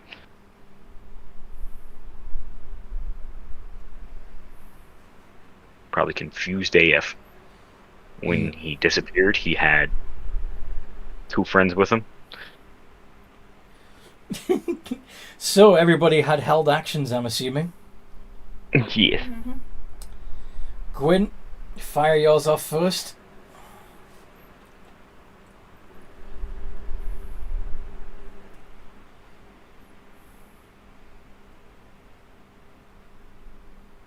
$21 hits.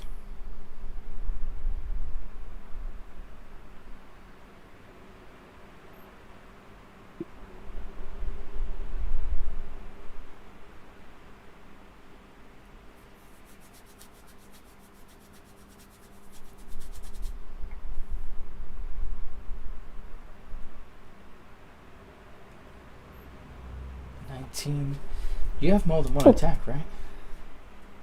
Oh, okay. When you said held action, I thought No, it's not a. just one action. No, it's you. You Yeah, can do your full. yeah, mom's like. You can do your full attack action. Okay.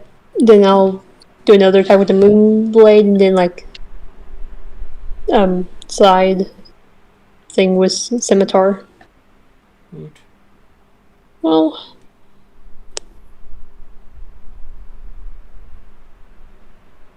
Fuck it up, you got this.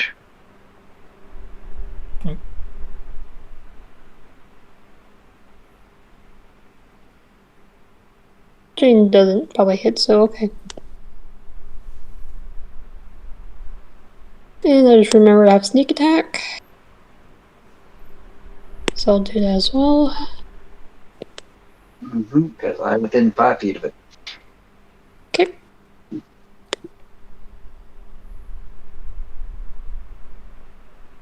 I honestly feel bad for this thing.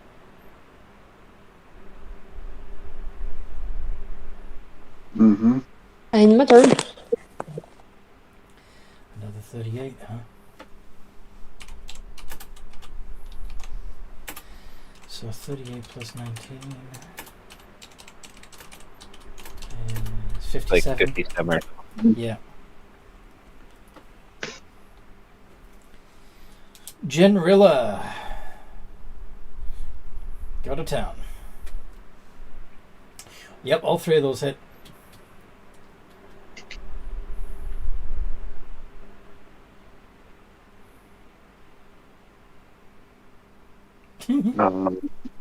I will expend. This time I actually will expend the 3rd level spell slots and put in the right amount of dice instead of acting like they were dead. instead of having to spend my 4th and 5th level spell slots. Oops. It's alright. That was my goof up. But yeah, so that's damage, sword damage, bonus damage. That is not the right number for sneak attack. We don't roll d5s. There is no D5. That's why I said that's not the right number. And yes, I realize that there's no one around, but because there's no one around, my swashbuckler thing kicks in. Yep. So But there isn't. But actually, your allies are all there. But they're also. I thought they were flying. No. Regardless. Either way, they're either within 5 feet of the enemy, which triggers it, or they're. Yeah. Oh. Okay, never mind. It's already. Okay. So. Oh, It's already unconscious. So Wilhelm and Curie just need to kick it to death. well, Wilhelm's gonna fly down there and look at Curie, and just look at Curie and be like, "Let's lift it out together and slam it on its fucking face out of the hole, because I want to know what's down there." He's waiting for Curie's confirmation and grabbing onto it, waiting. Yep. All right. Do a athletics check with help. So advantage. Yes. Yeah, I'll let you do it, because I have a +7 to my athletics, but no proficiency. You can provide leverage. Yep, you will assist, and I will flash of genius that to make it a 23. Wow. Yep. Okay. You heave this giant, this gargantuan, dead purple worm out of its hole. Which, of course, would also give you access to its poison sacs if you wanted to carve it up. Out of combat. Yay! Does Wilhelm see shinies down the hole? Oh, yeah. Hey guys, I gotta go find out what that stuff is. I am super curious. And he's gonna just dive down and he's gonna cast Detect Magic. Just to see if he sees anything. I doubt he does, but hey, you know, never know. Just the normal, trace amounts of magical radiance that comes from gemstones. Oh, these are gemstones? Oh, this is the perfect time to get all of these. Yes, come my children. And he is slowly and carefully just gathering gemstones. Yeah. Will help. When purple worms chew their way through solid rock, they poop out gemstones. That is awesome, actually, for further studies for Wilhelm, so this is perfect. Well, So he's going to gather gemstones. that's Different. He's also going to yell up to Genrilla, "Can you go get other Wilhelm and Sterling possibly, and help drag the 3 bodies inside so Wilhelm can start researching them?" These things are massive. Okay, up to the gates so he's not standing in the middle of a field. Yeah, I'll go get some help. Do you want to, if you want to wake the silver dragon? Well, he said go to Wilhelm first. If him and other Wilhelm can't do it, then see if Sterling's awake. Yes. My guess is that your other you isn't quite as strong. He isn't quite as strong, no, but he has a 19 strength because he replicated himself like gauntlets of ogre strength, so he's not terribly weak. Fair. So the moment you're like, "Hey, come help me," he's just like sliding on, just like giant gauntlets, like, "Let's go." Nice. So that's a simulacrum with a 19 strength, and the werebear with the 25 strength. Yep. Either way, he's going to be able to help you quite well. Yeah. all of my simulacrums are just as weird as their creator, so don't worry, it's only going to get worse. So hopefully, then between the two of us, we can kind of heave the bodies Yes. into the.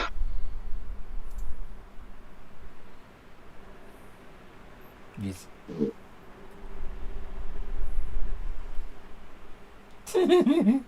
I guess Gwen will, go get like some barrels and a wheelbarrow, so we can, store these gemstones.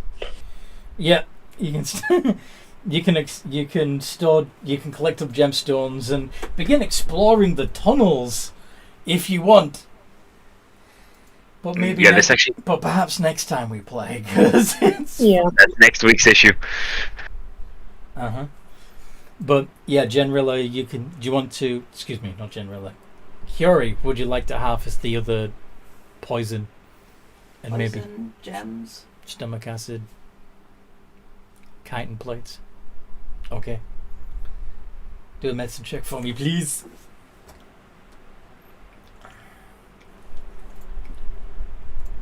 Plus T in. Hang on. What's it plus, sorry? Medicine is plus 10.